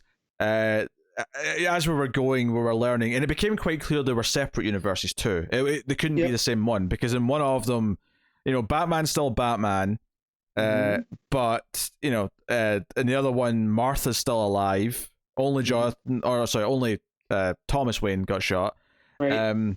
And that Martha's got a love affair with Alfred. Right. Bruce is not Batman. Bruce is just a idiot rich person. Yeah. He's the public's what they think of Bruce Wayne, right? Yes. The bumbling playboy who, and partly because of this, Lois is flirting with him, so there's not a relationship with Superman at least yet. So you've got all that going. Honestly, my only real problem, because I was actually really, I haven't really said if we enjoyed this shit. I actually did. I thought this was a really enjoyable issue. The only critique that I really had from a plot beat perspective, where I thought it got a bit too silly with the differences, is in the I guess it was in the Superman story where Alfred venoms up like Bane towards the end. That was the one thing where I went, oh, I didn't think I liked that. I low key kind of loved it. Ah, of course you did. I low key kind of loved it. Because everything else they changed. Everything, Lex tries to pretend to be a supervillain, someone else, but then the unmaskers the unknown wizard. The unknown wizard, yes. I love it. But then like from there they're investigating, and it's like, oh wait, there's something fishy going on with the Wayne family fortune and how they're behind stuff and behind the tech and whatever. Which leads them to go and check out the mansion, which because she's Bruce wanted to ask her on a date anyway, but they go snooping around the mansion, and that's when Alfred venoms up. And then on the Batman side of things, he's with a young Dick Grayson who's Robin, and it turns out, because I never got that the villain was meant to be Lois until the end when he sees her. She's the Silver Spider, right? Yeah, like, that's her gimmick. Yeah, because obviously the point in the book as well, because it's really nicely timed, so the moment where you realize they can't be in the same universe, they both give you a reason at the same time. So it's Martha being alive in one of them, and Bruce is not Batman. But in the other one, Batman and Robin find the ship that brought Superman to Earth, but he died in the ship, so there's like a little skeleton inside. Well, in Arkham, so they stop a escape from Arkham. Yes. With Joker and Penguin, and I don't know who the last guy is. And from this woman that's the Silver Spider, and whatnot, and then so they go to the Warden, to his Museum of Oddities, and that's where they find the Superman ship with a dead alien infant mummy inside, But yeah, no, I love how they bounce back and forth. If you're reading it that way, they almost line up. Like Pete said, where we find out that Martha's still alive, we find out there was no Superman. So Superman lives in a world without Batman, and how that's different. And then Batman lives in a world without Superman, and how that makes it different. My one issue, Pete, is when they go back to Arkham, and there's the A block and B block. Yeah, this is a weird, because I actually thought this was how it was going to explain something, that there was like duplicates of people. So yeah, right, okay. Joker, Penguin, the other guys like, hey, like, just be glad we're on the A block and not with their twins in the B block. And then we see the B block, and it's literally copies of these three people, but they've got like purple boils all over them. And I'm okay. Oh, what's this? Why is it duplicates? Okay. Yeah, that was a main issue for me too. That one was like, okay, this doesn't make a lot of sense. But I'm going to assume that I don't know if it's Arkham. I was actually thinking it was Doctor Strange, because at one point they emphasized the word strange in a speech bubble. Yeah, Hugo Strange. Yeah. What did I say? You said Doctor Strange, or technically he is. But sorry. That has different connotations in pop culture. There's too many Stranges and doctors and professors. And there's definitely way too many doctors. Yeah. Yeah. In the context of comics villains, not in the world, obviously. Oh yeah, the world could always use more doctors. Yeah, more doctors are great. So, yeah. But yeah, no. It just the way that Reis draws everything, right? That down on the Batman side of the page, everything's dark the whole time. Yeah. And dark colors. Where Superman, everything's light and almost in the sun, and it's bright, like, but it also feels classic at the same time, even though it's meant to be modern, right? So like Lois is dressed in like, what you would see of her in the Golden Age. But everything seems like the technology, Yeah. So one of the things that happens in the Batman story is that they realize through looking at records and stuff that Strange has been going to the Arctic for some reason. Yeah. And you get the impression, because he's built a fortress in the Arctic, which is like an actual building, but you get the idea that he found the crystals and he's actually doing stuff with the Kryptonian tech that he's found and been trying to study it seemingly or whatever. But when they go there to investigate this, the big thing that happens, whilst they're walking through the halls of this fortress, a portal opens up, and Lois from the Superman story like falls through it into their world, and Batman's like, wait, it's the silver, it's the spider lady, Right. It's her. And the end of the issue, there's just one page, seemingly in the regular, DC continuity, where our Batman and Superman are looking at a space station, or a satellite, I should say, it's a satellite, and it's covered in reels of film. And as I mentioned at the start, both stories take place in reels of film across the pages. So something is, there is going to be some sort of tangential connection to the real DC continuity with them finding these two realities seemingly colliding. Yeah, and I love that these aliens that show up that claim this is the archive of worlds, they look like robots with projection heads. Projector heads. I kind of like hilarious. that too. Yeah, even the black and gold outfits feels very kind of like cinematic. It feels like the Oscar colors. It feels like an Academy Award color scheme. I kind of love the idea. These are basically Brainiac, but instead of bottling cities, they record everything on film instead. Yeah. So Superman says like it feels like film, or it looks like old film, but it isn't. It feels ephemeral, right? So like I've heard that word, but I didn't quite know what ephemeral meant. So I had to look, and that meant it breaks down to lasting for a very short time. So, like, is this just, like, fleeting, like, what ifs? I think so. I would say it's kind of like how the Dark Multiverse worlds always were destined to die. This is like that, but much quicker, I would assume. Right. So, yeah, I really enjoyed this. Then again, though, I tend to like Yang more than I dislike Yang. Do you know what's so funny is that both stories, despite the fact that they were so different, there was moments in both that felt like Yang was getting to tell, like, because it was Batman and Dick Grayson. And Superman, it was young Clark before Lois knew who he was. So it felt like we were getting like two sort of classic style stories, but then they got weird towards the end as we realized, oh wait, these are in very different worlds that we're used to. Yeah. But they got really weird. What got to me though is that when I got to that last page and it kind of revealed, oh, this is the context in the real DCU, and part of me thought, there's nothing wrong with this page and the stuff that I actually like about it. But I do actually think I didn't need it, because if this was just going to be an arc where we had these two universes and they merged and like interacted with each other, and it was the idea was, okay, here's a Batman who had no Superman and a Superman who had no Batman, and we got them to mix by the end and see what that story does. I didn't really need them to give it context in the actual DCU. It's fine that it is. There's nothing wrong with it, but it was working well enough for me that when I got to that last page, I'm like, oh, that's cool, but I don't actually think I needed it. No, yeah. It would have been cool if they dropped it in maybe like at the end of last issue to kind of give it context to like, hey, there's something weird going on here. Because again, you said they didn't renumber it or anything. So, they weren't going from start. But yeah, you can definitely feel that Yang and Reis are having a lot of fun, because I do feel like Reis nails that classic look for both of these heroes. Because outside of him on Justice League, he's never really done Batman or anything in Gotham, if I can remember. Just Green Lantern and Superman at this point. So to see all his Gotham stuff and how good that looks, like Arkham feels, creepy and as it should be.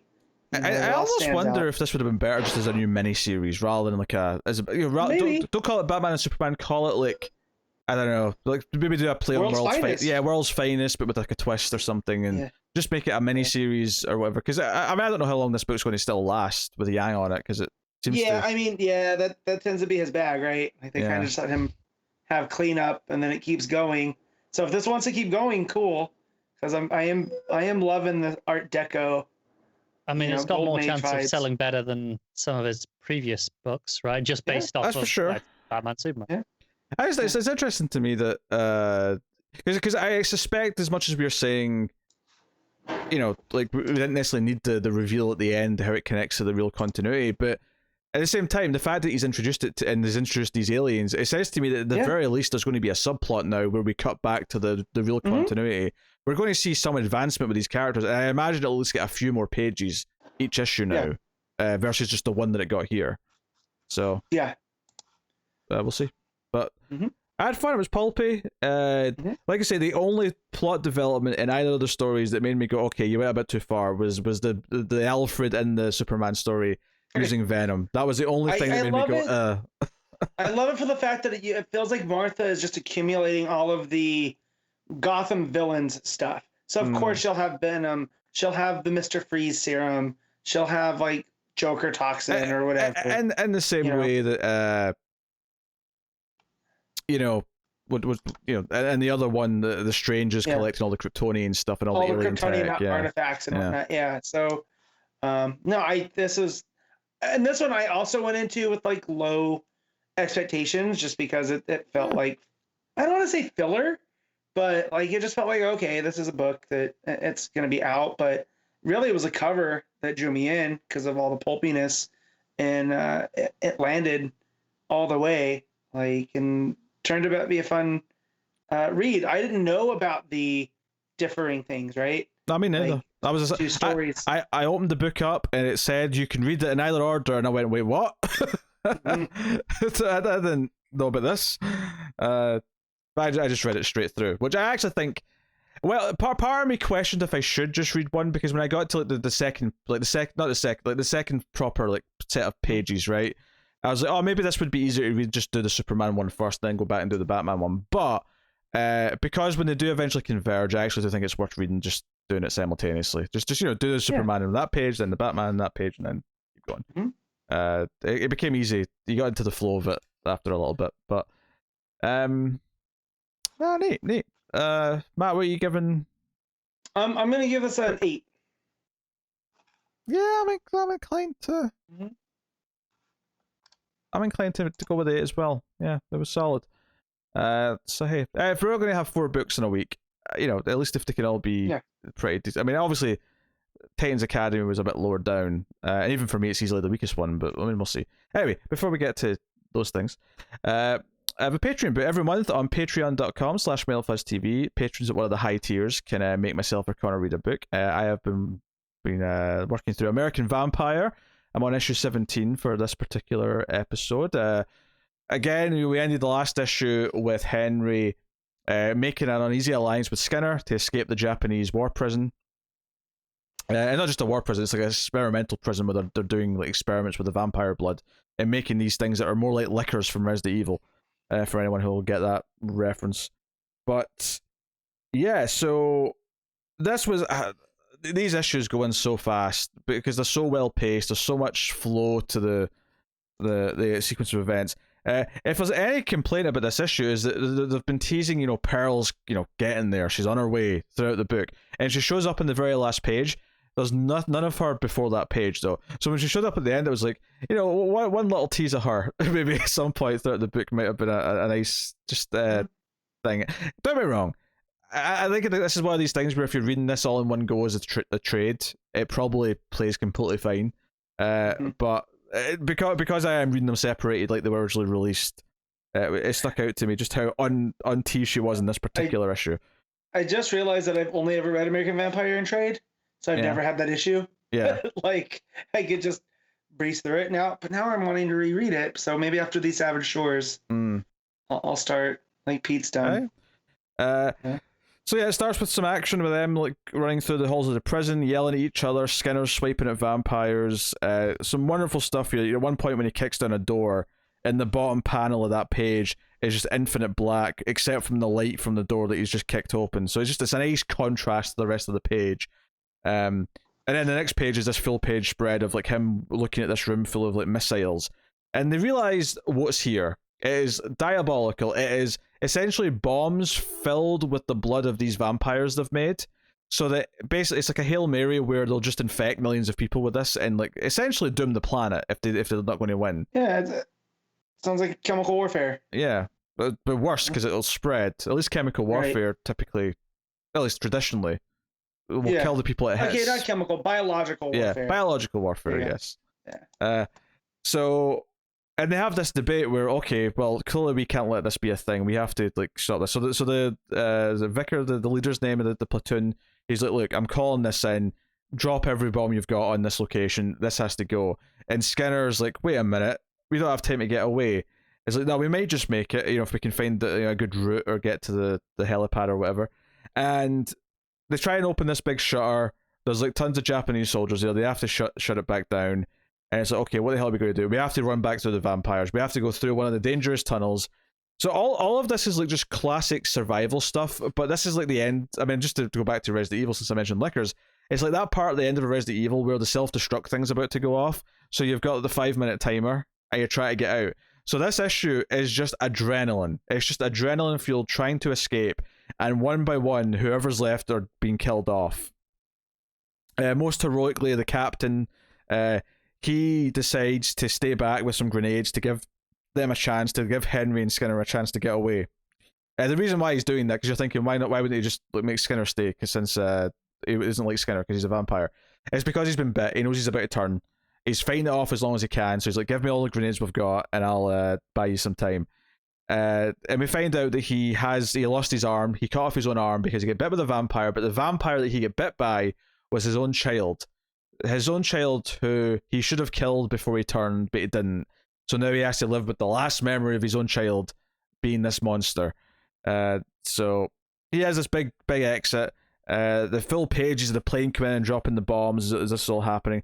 The one other human that was still alive gets crushed under some debris after the captain sacrificed himself. So it's just Henry. So all the narration throughout the book, which has been Henry writing this kind of like goodbye note to Pearl, has been him sitting at this rubble, waiting for demise. Skinner seemingly gets killed when the bombs are dropped. He's left behind and they think he's dead. Obviously he's not, because after he's been sitting at the rubble writing this letter, Skinner, all burned and charred, all monstrous, his hair's all singed off, like bursts through the rubble, grabs him. He's like, you know what, you've outlived your usefulness, I can finally kill you. Final page, Pearl's like, nah, you need to go through me. Put him down. Basically, she has her get away from him, you bitch moment, right, from Aliens. So honestly, this issue, as far as like the sequential art, as far as just the adrenaline, the pacing of the issue, is phenomenal. The only critique I have, and it's not a real critique, but I'm doing this for if you're into Male Fuzz TV canon, if you know all the running jokes, when the captain's about to sacrifice himself and he gives a photo of his son to Henry, says, to keep this photo of my son safe, kind of thing.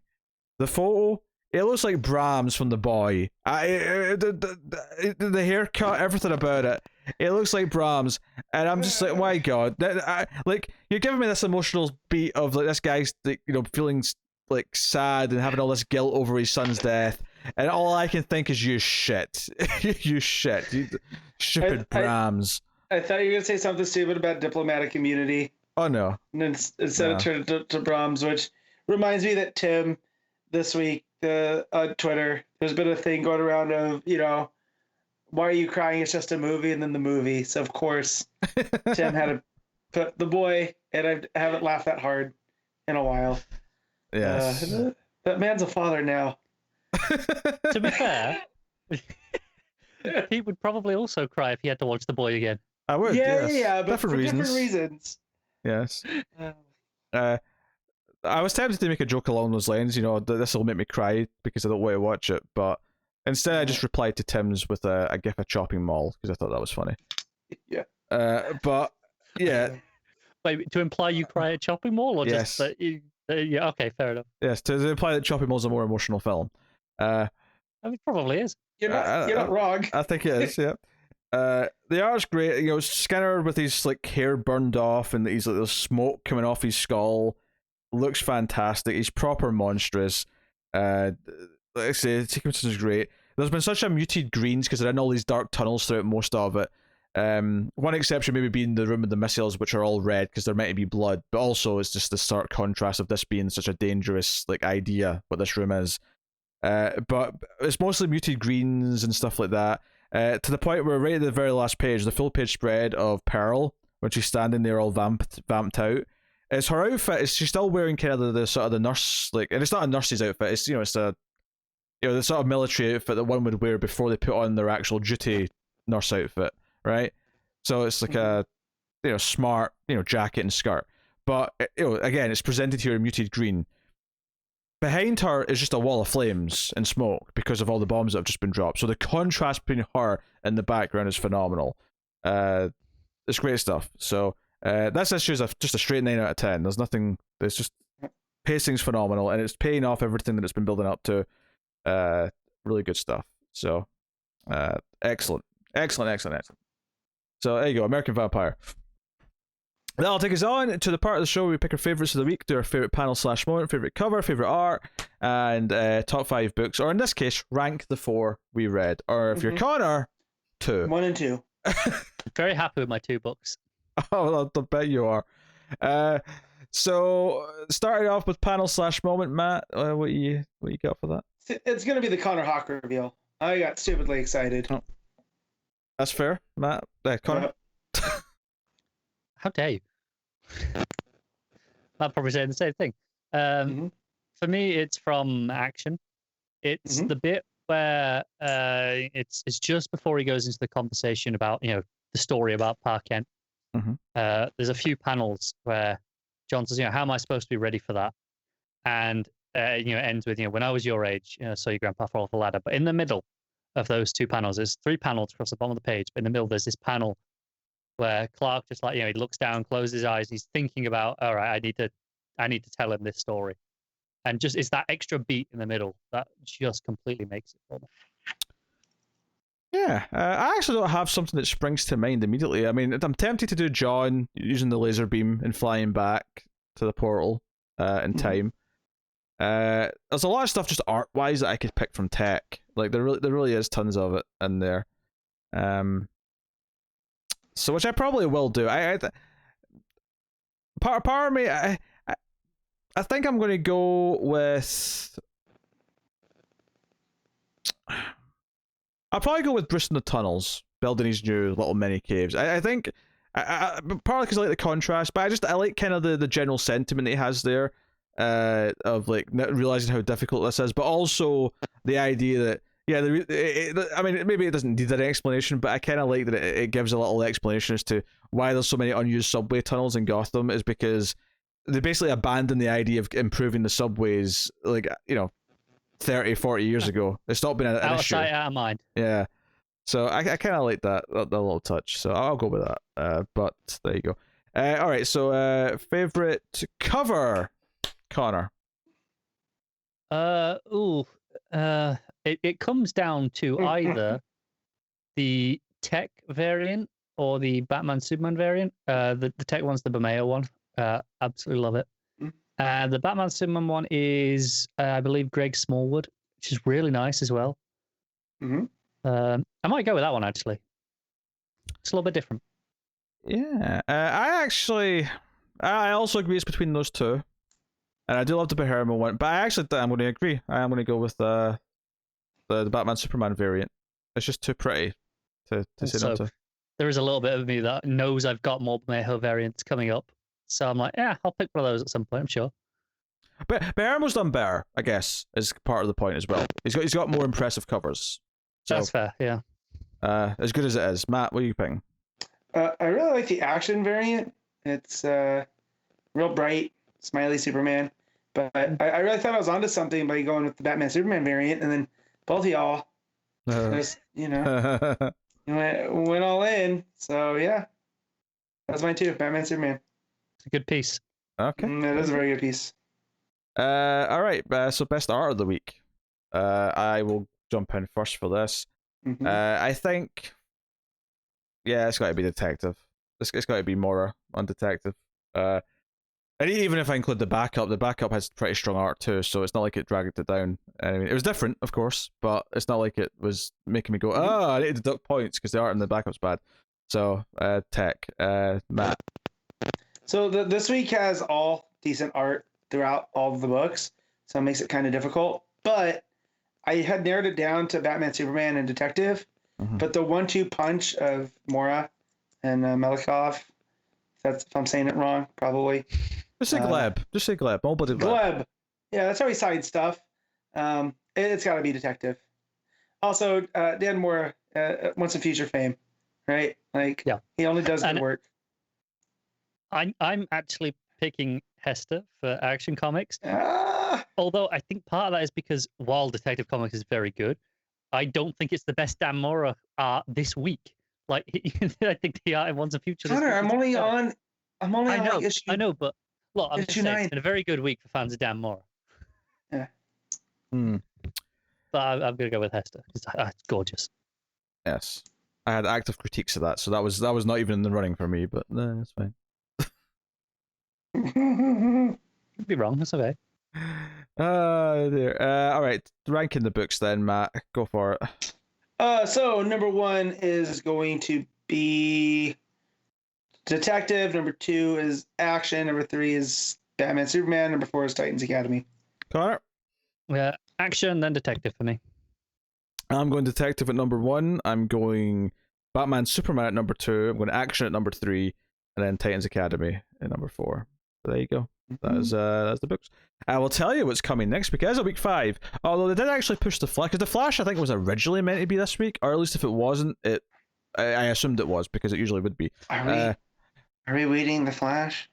Yes, I'm reading the Flash. Yes. Oh, Pete's reading the Flash. Okay. And I'm not winking or anything, or metaphorically try to imply anything. Have fun, my guy. You're gonna be my canary in the coal mine. You can say that all you want, Matt, but you know full well you're going to read it. I'm going on a trip, so no, I might not. I looked at these books and went, "Oh man, this is a good week to go on a." Yeah, but what Matt's forgetting is these books come out on Tuesday, and you're not going on your trip till like. Yeah, Thursday. Matt's got playtime. This is bullshit. This is just nothing about it. Yeah, but I also could have these Savage Shores come in, and I might want to read that. I mean, you should read that. I can fairly confidently say these Savage Shores is better than the Flash. Matt's going to read the Flash. I am confident. Me too. In this. Do I want to disappoint the readers, or do I want to prove Pete wrong? Readers, viewers, listeners, whatever y'all who tune into our insanity. Is someone writing a transcript to this show that I'm not aware of? Are those people reading this show? Yeah, they could. Hey, if they're YouTube does automated subtitles. They do. It struggles with the accents at times, though. I will notice. I didn't say it was good. I just do it. But this week, I won't say no, but it's not high on my priority list. Sure. Okay. Flash 768 is coming out. Batman Catwoman number 4, Strange Adventures issue 9, and Future State Superman vs. Imperious Lex issue 3, as well as the other History of DC Universe issue 3 as well. Cover? Katana, yeah. Oh yeah. Yeah. Gorgeous. I mean, Strange Adventures and Batman Catwoman's a hell of a twofer. Boom boom. I mean, there's nothing wrong with that. I will say, before we move on to anything else, I will remind you dearly that you have, when this goes up, you have like 3 days left to submit your top characters, because we're doing the top 50 DC characters of all time. Yeah, get my list in later just to annoy Pete. He's going to love it. If it's going to be put one in. If it's after the deadline, I'm not counting it, Connor. I just said tonight. Oh, tonight. Oh, I thought you said later. It's going to annoy you because of what the list is. Send me your list. I have no doubt it'll annoy me. Right after you send it to make sure you copy it, send it to me. I forgot to do that for you. And honestly, mine was so off the top of my head. Pete said I have a very specific characters. theme for my list. Yeah. Mm-hmm. So, yes. So we have top 50. We're celebrating episode 250. It's also the 5-year anniversary, which I didn't even realize. Matt pointed out that the 5-year anniversary of the WonderCon announcement of Rebirth was like yesterday, I think he said. Was it? The day before? So we're actually hitting 5 years of the show as well. So it's kind of a twofer almost. But anyway, so all you have to do is submit your top 20. You can do up to top 50 if you want, but yeah, the minimum is top 20 DC characters. The link to submit will be in the description of the show. You can also get it on the Twitter at DC Comics Podcast. But the deadline is the end of the month. So if you've not had it in from the 1st of April, you're too late. That's the deadline. The special episode where I reveal the results to these two idiots, and they react and are surprised and disappointed as we go at various names. That'll be coming in April. You can look forward to that. Real fun. If I was a betting man, I would bet that Dick Grayson's coming in at number 1. That's what I have to feel. I'm making it. Well, I can't make predictions. I don't know what's winning, but I know you're the one handling it all. But So, yeah. I will say there's definitely names that I thought would do well that are barely doing anything, and there's names that I didn't even consider would be ranking fairly high that are surprising Booster me. Gold for top 10, clearly. I will say there's a distinct lack of Cold Snap in the list so far, which again disturbs me greatly. He's the 8th best cold villain, Pete. He wouldn't in a top 100. He would show up. You know, he's better than Minister 90. Blizzard. Don't you dare! Right? Don't you dare say Cold Snap is. Wait. Matt, you threw 8 out there, and that was too specific. You now need to name 7 cold villains better. Yes, I want to hear 7 cold villains. This was a fun number. Yeah, but it's too late. Go on, do it. Go on. Okay, so I can go Mr. Freeze. Mm-hmm. I'm gonna go Mrs. Freeze because that's a character now. Whoa! I don't know about that. That's she showed up dead in that Gotham book. Cooking the books. That's cooking the books, but fine. 2. Let's see how many others you can get. I got Icicle. Mm-hmm. I got Killer Frost. I got Icicle 2. Junior, but yes. Yeah. Why didn't you go? You went Mrs. Freeze immediately from Mr. Freeze, but you didn't go to Icicle Junior from Icicle. I was thinking that as well. I was going to see how long. Because I wanted to be funny. He's actually forgotten a really obvious one, which is really funny so far. Yeah. Captain Cold. There you go. If he doesn't get Captain Cold, this is going to be hilarious. Yeah. I got 2 more. I got Minister Blizzard. Minister Blizzard. There you go. That's okay. 7. And then you put Cold Snap in, and he's the 8. That was 8. You know what? I'll tell you this right now. Right. You could have said the Frost King from Frost King from Winter, he's Endless Winter, right? But I will say the Mrs. Freeze was stretching it, right? Stretching it. But the fact is, let's say, you can throw in the Frost King. It's like, okay, it was actually relatively easy to hit 7 before we could Cold Snap. And the reason why I'm saying that is technically her name is Mrs. Freeze. That is true. But we had no indication that she actually used anything cold related. Like, that's her name because of her husband is, but does she actually use that as part of her villainy? Business. Shut up. So, yes, get your list in. I'm looking forward to seeing the final results and revealing them. Power set real quick. Should be a fun. She doesn't have a power set yet, man. No one has written a power set for Mrs. Freeze. We went over this. She showed up in Detective when we weren't reading it. No one knows what she can do. Well, the writer that wrote that can. Was Tamaki, right? I believe so. I think that was the Tamaki stuff. Oh, God. Okay. Well, no, she has the same exact powers as Mr. Freeze. So, on the wiki, it says abilities dancing. She was a ballerina before her diagnosis. Equipment, cryo suit, weapons, Mr. Freeze's cold gun. I do have a follow-up question, Matt. Would you actually rank Cold Snap beneath those 7 that you named? Yeah, because I don't even remember what Cold Snap's identity is besides being one that Pete loves to bring up. He's just a joke at this point. Yeah. What do you mean at this point? He was always a joke. I don't know anything about Cold Snap. He popped up in an issue of Justice League right after they teased the Justice League's most prominent villains. And then Cold Snap was there. And that's how I discovered Cold Snap. And that's why it's funny. When I said at this point, I meant most people probably don't even remember that Justice League issue anymore. No, it's just probably not. The Legend of Cold Snap is what's funny. Oh, okay. So get your list in. And in fact, we'll probably start arranging when we're going to record said special soon. So look forward to that popping up. But get your list in. You got until the end of the month. So that is that. I'll take this time to thank our Patreon producers for the month. So thank you to Tyler Hess, Cindy Palacios, David Short, Board Now, Al Tradesman, Christopher Moy, Brett Williams, and David Brown.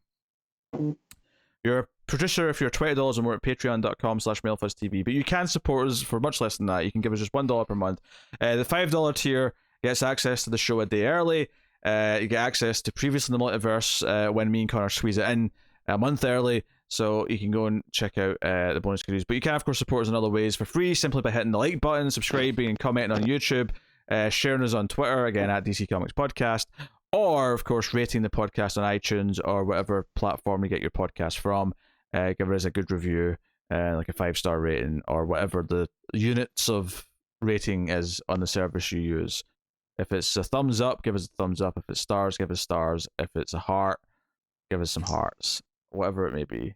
Connor has no heart, so hearts in digital form. Connor has a heart, he has no soul. But his That's liver's different. not. His liver's not in a good condition though.